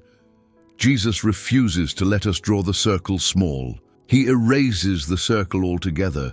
Your neighbor is not a category of people who qualify. Your neighbor is anyone at all, whom you have the opportunity to help. And the true child of God is known not by the correctness of their theology or the respectability of their position. The priest and the Levite had both of those, but by whether, when they see someone bleeding in the ditch, they stop. This teaching got softened into a general encouragement to be nice, when in fact it is a demolition of every wall we build to limit the reach of our compassion. Go and do likewise, Jesus said. Not go and feel warmly. Go and do. The teaching that what you do to the least, you do to him. Here is a teaching so weighty that it should stop us in our tracks every time. And yet, it is one of the most consistently overlooked in the entire body of what Jesus taught. He described the final judgment, the gathering of all the nations, the great separation, and the criterion he named was not the one anyone expected. He did not separate people based on their doctrinal precision or their religious activity or the intensity of their spiritual experiences. He separated them based on this: I was hungry, and you gave me something to eat. I was thirsty, and you gave me something to drink. I was a stranger, and you invited me in. I needed clothes, and you clothed me. I was sick, and you looked after me. I was in prison, and you came to visit me. And the righteous, in his telling, are genuinely puzzled. When, they ask, did we see you hungry and feed you, or thirsty and give you drink? When did we see you a stranger and invite you in, or needing clothes and clothe you? When did we see you sick or in prison and come to you? They do not remember ever encountering Jesus in any of these conditions. And the king answers with the sentence that should reorganize the way we see every human being we will ever meet. Truly I tell you, whatever you did for one of the least of these brothers and sisters of mine, you did for me. Do you grasp what he is claiming? He is saying that he has so identified himself with the poor, the hungry, the imprisoned, the sick, the stranger, the overlooked, that whatever is done to them is done to him. The hungry person you passed today was, in some real and mysterious sense, Jesus in disguise. The stranger, the prisoner, the sick and forgotten, he has hidden himself in them so that our treatment of the least powerful people around us is, whether we know it or not, our treatment of God himself. This transforms the whole meaning of how we live among the vulnerable. It means there is no such thing as an insignificant person, no such thing as a life beneath our notice, because the King of the universe has taken up residence in the very people the world considers least worth its time. And it means that love of God, which can otherwise remain a comfortable abstraction, is given a concrete and unavoidable test. What do you actually do when a hungry or hurting or imprisoned or forgotten human being is placed in front of you? Because in that moment, Jesus insists it is not merely a person in front of you, it is him. This teaching got left out or reduced to a vague endorsement of charity because in its full form it makes an absolute and searching claim on how we treat the people the world has thrown away. But that claim is one of the most beautiful things he ever said, because it means that no act of love toward the lowest is ever wasted or unseen. It reaches all the way to the throne. The teaching about the hidden reward, do not sound the trumpet. There is a teaching about how to do good that most people have never had opened up for them, and it cuts against one of the strongest instincts in the human heart, the instinct to be seen. When you give to the needy, Jesus said, do not announce it with trumpets as the hypocrites do, to be honored by others. When you pray, do not stand in the public places to be seen praying. When you fast, do not disfigure your face to show others you are fasting. And then he named the reason, and it is a reason that reorganizes the entire economy of goodness. Those who do their good deeds to be seen by others, he said, have received their reward in full. That is all they will ever get, the seeing, the admiring glance, the moment of recognition. They wanted to be noticed, and they were noticed, and the transaction is complete. There is nothing further coming. But your Father, Jesus said, who sees what is done in secret, will reward you. Do you feel the weight of that reversal? There are two audiences you can play to, and you must choose one, because you cannot fully play to both. You can perform your goodness for the audience of other people, in which case their approval is your entire and only wage, a wage that is real but small, and that evaporates the moment their attention moves on. Or you can do your goodness for the audience of one, the Father who sees in secret, in which case the applause of the crowd is not what you are after, and its absence does not trouble you, because your reward is coming from a source that does not evaporate. The hypocrite and the faithful person may do the very same outward act, the same gift, the same prayer, the same fast. The difference is invisible, located entirely in the question of whose eyes they are living for. This teaching got left out because it exposes something we would rather not examine, which is how much of our apparent goodness is actually a performance staged for human approval. How much of what looks like generosity is really a bid for admiration. How much of what looks like devotion is really a display. Jesus is not condemning good deeds. He is purifying them.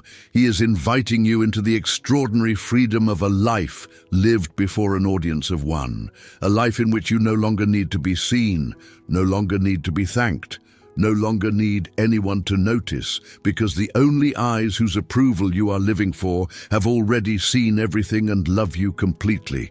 There is a deep rest in that. The person who needs to be seen is enslaved to the fickle attention of others, always performing, always anxious about the reception. The person who lives before the Father who sees in secret is free. Free to do good quietly, to give without announcement, to pray in the closet, to love without being noticed, and to carry a hidden reward that no one can take away because no one but God even knows it is there. The teaching about the vine and the branches, you cannot do it alone. On that same last night, Jesus gave his disciples an image that contains one of the most freeing and most frequently ignored truths in all of his teaching. I am the vine, he said, and you are the branches. Remain in me, and I in you. No branch can bear fruit by itself. It must remain in the vine. Apart from me, you can do nothing. Consider what a branch actually is and does. A branch does not manufacture life within itself. It does not strain and strive to produce fruit through its own effort. A branch bears fruit for one reason only, because it is connected to the vine, and the life of the vine flows up through it, and out of that received life the fruit simply grows. The branch's entire job is to remain connected. That is all. It does not have to understand the mysterious chemistry of how sap becomes grape. It does not have to force anything. It abides, it remains, it stays, joined to the source, and the fruit comes as the natural consequence of the connection.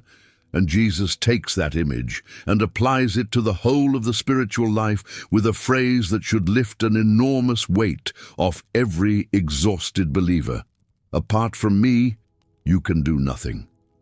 Now, most people hear that phrase as a kind of scolding. Apart from me, you can do nothing, so you had better shape up. But that is exactly backwards. It is not a scolding. It is a liberation. Because if apart from him you can do nothing, then the crushing project of producing a good and holy life through the sheer force of your own willpower was never going to work.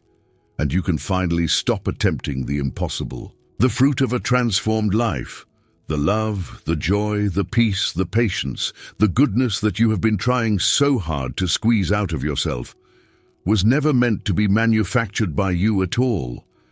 It was meant to grow out of you as the natural result of your connection to the source. Your job is not to produce the fruit. Your job is to remain in the vine, to stay connected, to abide in him through prayer, through his word, through the ongoing communion of a life lived in his presence. And out of that connection, the life of God flows up through you, and the fruit grows, and it grows not by your straining, but by his life. This teaching got left out, or reduced to a nice metaphor, because it dismantles the entire self-improvement model of religion that so many of us have absorbed, the model in which spiritual growth is your project, your achievement, the product of your discipline and your effort. Jesus offers something completely different and infinitely more restful. Stop trying to be the vine. You are the branch. Your whole calling is to remain connected to the one whose life produces the fruit. The pressure is off. You were never asked to generate the life. You were only ever asked to receive it and to stay close enough to the source that it can flow into you. Abide in him and the fruit will come. Not because you forced it, but because that is simply what happens to a branch that remains in the vine. The teaching about the speck of faith that moves mountains. The disciples once asked Jesus to increase their faith, as though faith were a quantity, a substance you could accumulate in greater and greater volumes, and as though the reason they were not seeing more was that they simply did not have enough of it yet. And Jesus answered them with an image that gently overturned the whole way they were thinking about it. If you have faith as small as a mustard seed, he said, the smallest of all seeds, a speck you could barely hold between two fingers, you could say to this mountain, move from here to there, and it would move. Notice what he is doing. The disciples wanted more faith, a greater quantity, a larger supply, and Jesus redirects them entirely away from the question of quantity. He does not say, yes, you need much more faith, work hard to accumulate a great store of it. He says, the smallest possible amount, a mustard seed, a speck, is enough to move a mountain, which means the power was never in the size of the faith. If a speck can move a mountain, then adding more faith to the speck does not make the mountain move more. The power is not in the faith itself, as though faith were a force you generate in sufficient volume.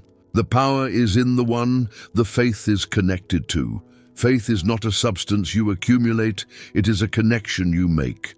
And even the smallest, most trembling, most mustard seed-sized connection to an all-powerful God has access to all the power of that God, because the power was never yours and never depended on the impressiveness of your believing.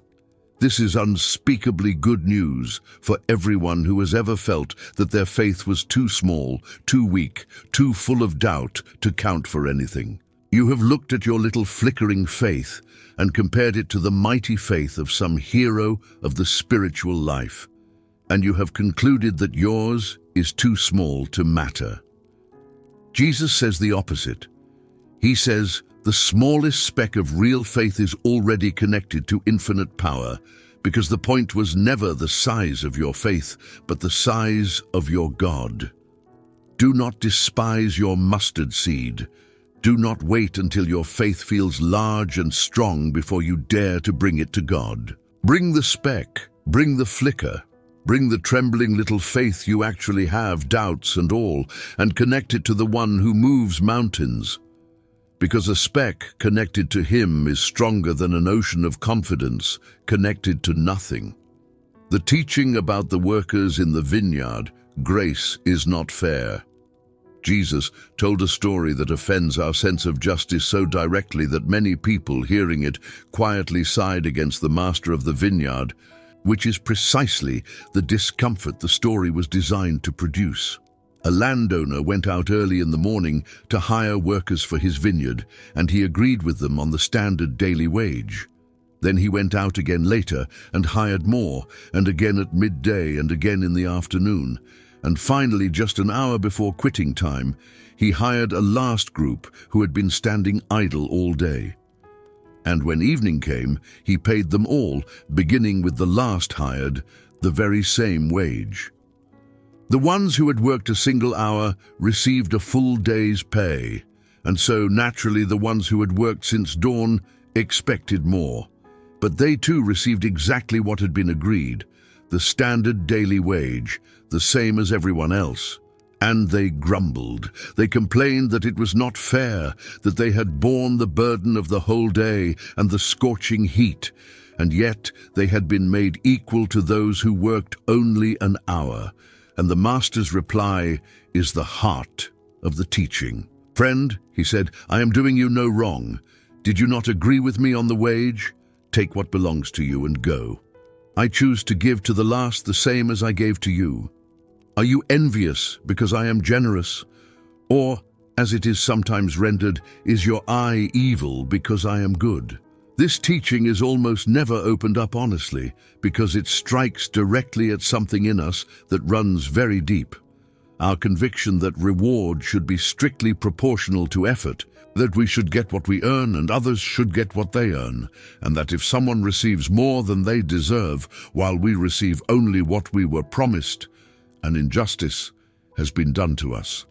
And Jesus, through this story, dismantles that entire framework as it applies to the grace of God. Because grace, by its very nature, is not fair. Grace is not wages. Grace is not the proportional reward for services rendered. Grace is the outrageous generosity of a God who gives the full inheritance to the son who wasted it, the full day's wage to the worker who labored an hour, the full welcome to the thief on the cross who believed in his final breath. And the only people who are offended by this are the people who think they have earned their standing and are therefore owed more than the latecomers. Which is to say, the people who have not yet understood that no one earns the grace of God, that all of it, for all of us from the first hour to the last, is gift. If this teaching offends you, sit with the offense because the offense is diagnostic. It reveals the older brother still living in your heart, the worker who labored all day and resents the generosity shown to the one who came late. And the cure for that resentment is to remember that you, too, were shown a generosity you did not earn. The moment you truly grasp that your own place in the vineyard was never a wage but always a gift, the grumbling dies, and in its place comes something far better: joy that the master is generous, gladness that the latecomer was welcomed, relief that the whole thing was grace from the beginning.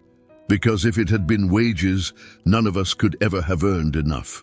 Are you envious because he is generous? Or will you let his generosity toward others become the very thing that assures you of his generosity toward you? The teaching about the cost of following. Count it first. Here is a teaching that the marketing-minded, crowd-gathering instinct of institutional religion almost always suppresses, because it does the opposite of what marketing does.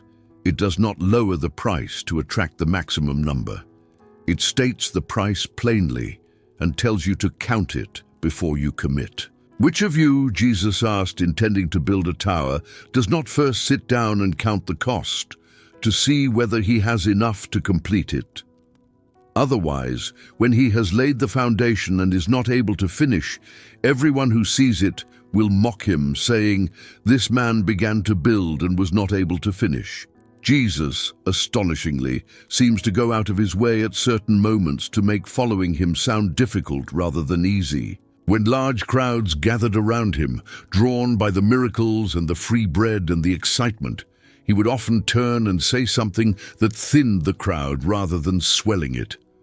He spoke of taking up a cross, an instrument of execution, and following him. He spoke of a devotion to him that had to exceed even the deepest natural loves. He told the eager that the Son of Man had nowhere to lay his head, that following him meant a life without the guarantees of comfort and security that the world offers. He was not trying to gather the largest possible crowd of shallow admirers. He was calling for disciples who knew what they were signing up for and chose it anyway, with their eyes open. Why would he do this?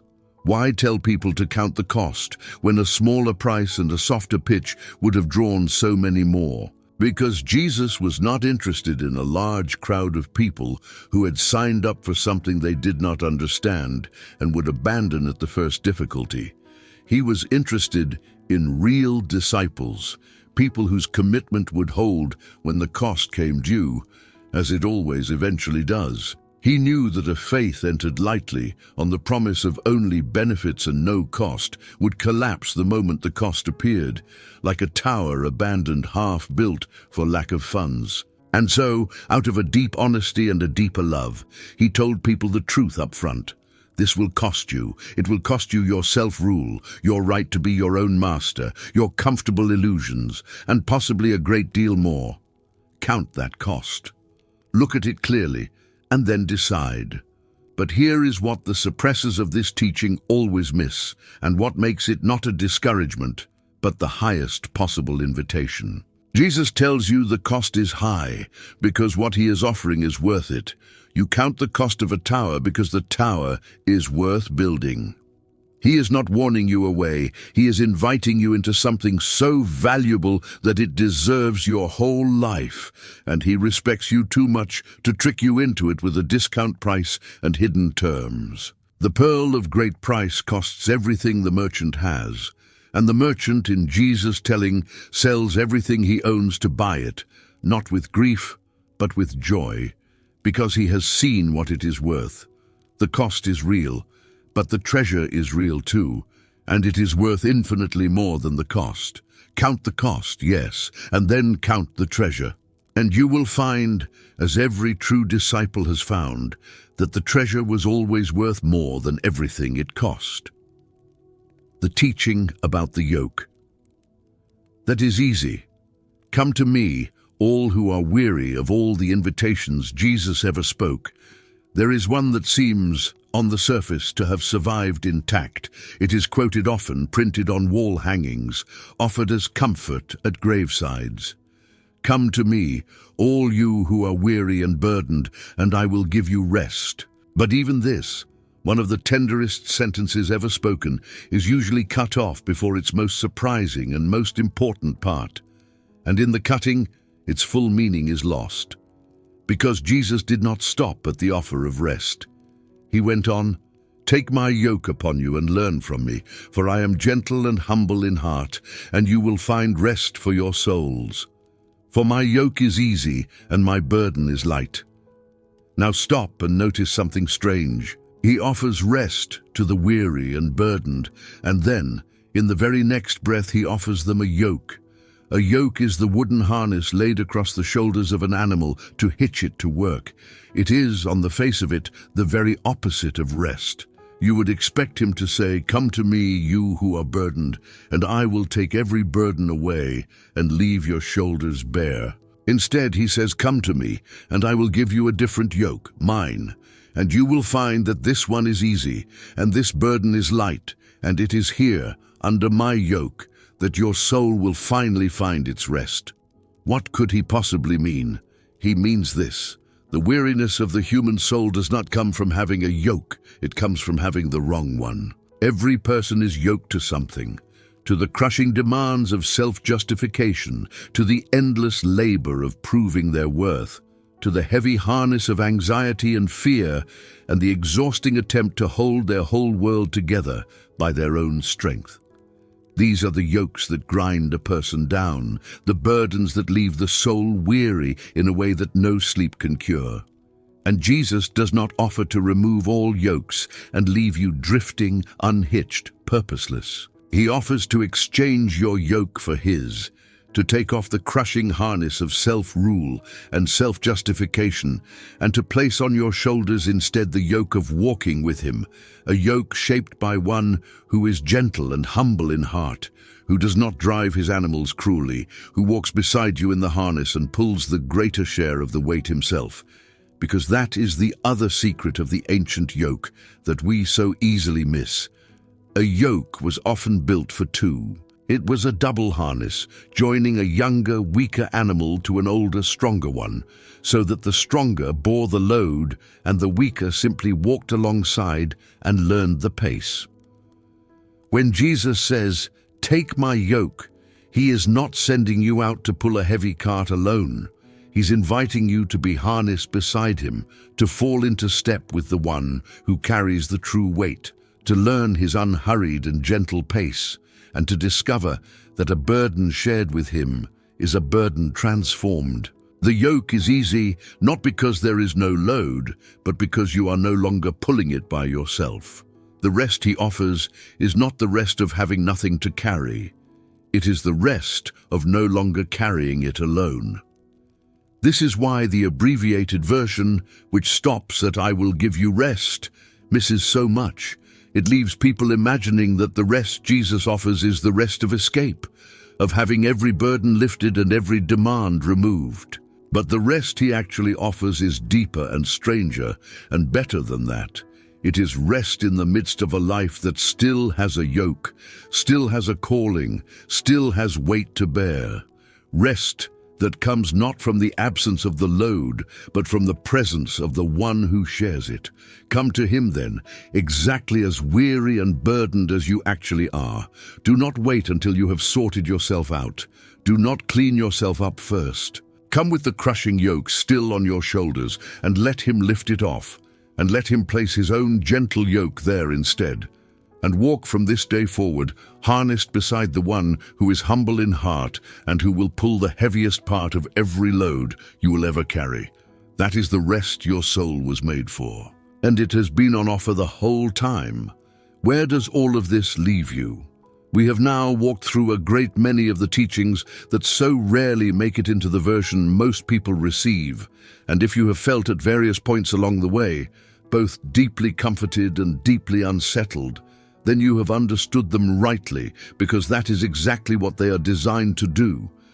The teaching of Jesus, in its fullness, is not a pillow, and it is not a whip. It is a physician's hands, sometimes soothing, sometimes probing the wound, but always in every touch, working toward your healing. And I want to gather up what we have seen and press it toward the place where it is meant to land, which is not your intellect but your actual life. Consider what we have uncovered, a kingdom that grows in the hidden and the small rather than the visible and the grand, which means you can stop straining to build what you were only ever meant to receive.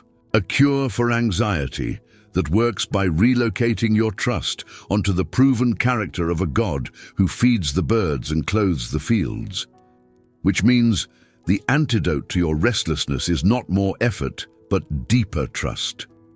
An inverted ranking in which the last are first, which means every hidden and overlooked act of your life is seen and counted by the only one whose count endures. A command to love your enemies that breaks the chain of retaliation and sets you free from the prison of returned harm. A God who runs down the road toward the returning sinner, which means you never have to close the distance alone. A Sabbath, and indeed an entire faith made for your good rather than your burden. A love that flows most freely from the heart, most aware of how much it has been forgiven.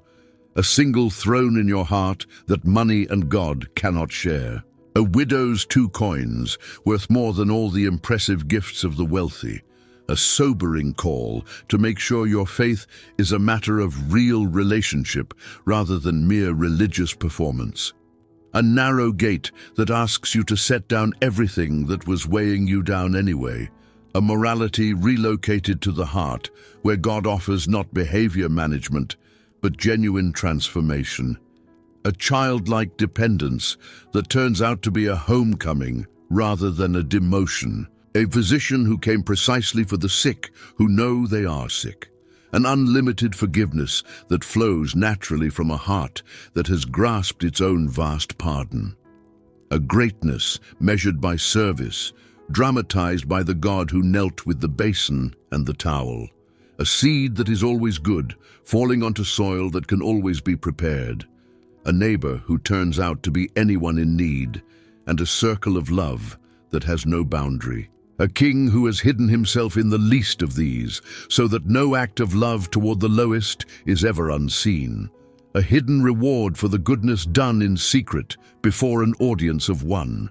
A vine whose life produces the fruit you were exhausting yourself trying to manufacture, so that your only task is to remain connected. A mustard seed of faith that is enough, because the power was never in the size of your believing, but in the size of your God. A grace that is not fair because it was never wages, but always gift. A cost worth counting because the treasure on the other side of it is worth infinitely more than everything it asks. And a yoke that turns out to be easy, not because the load is gone, but because you are no longer pulling it alone. That is a fuller portion. That is far more than 10. And even this is only a beginning. Because we said at the outset that he taught 100 things, and the point was never to exhaust the list, but to break the spell of the reduced version. To let you feel in your own chest how much larger and stranger and more demanding and more beautiful the real teaching of Jesus is than the manageable version so many of us were handed. Once you have felt that, you cannot unfeel it. Once you have stood inside even a few of these rooms, the doorstep can never again be mistaken for the house. And that is the gift I most wanted to give you today. Not merely a longer list, but a permanent restlessness with anything less than the whole, a holy dissatisfaction that will keep you searching the words of Jesus for the rest of your life, always suspecting, rightly, that there is more, because there always is. Here is what I most want you to carry with you as we come to the end. The reason these teachings were reduced was that they cost something, and the reason they are worth recovering is the very same, that they cost something. A faith that costs nothing changes nothing. The teachings that got left out are precisely the ones with the power to change you, because they are the ones that ask something of you. Your trust, your pride, your grip on your own life, your right to retaliate, your illusion of self-sufficiency, your throne. And everything they ask you to give up is something that was diminishing you anyway. Everything Jesus asks you to lay down is something that was already too heavy to carry. He does not take in order to leave you empty. He takes in order to make room. He empties your hands of what was killing you so that he can fill them with what will finally make you alive. That is the pattern of every one of these teachings, and it is the pattern of the cross itself, where the greatest loss became the greatest gift, where death itself was turned inside out and became the doorway to life. So do not be afraid of the fuller portion. Do not retreat to the doorstep, because the house is large, and some of its rooms are dark and demanding. The one who waits for you inside is the God who runs down the road, the physician who came for the sick, the master who kneels with the towel, the father who clothes the fields and feeds the birds and has not forgotten the least detail of your particular life. Every hard teaching leads in the end to him, and he is worth every cost. Before you go, let me ask one thing of you, and I ask it gently because of everything we have just shared together. If somewhere in this teaching a particular person came into your mind, a friend, a family member, someone carrying the exact weight that one of these teachings spoke to, someone who is standing on the doorstep and does not yet know there is a whole house, then send this to them. That is the one thing I would ask.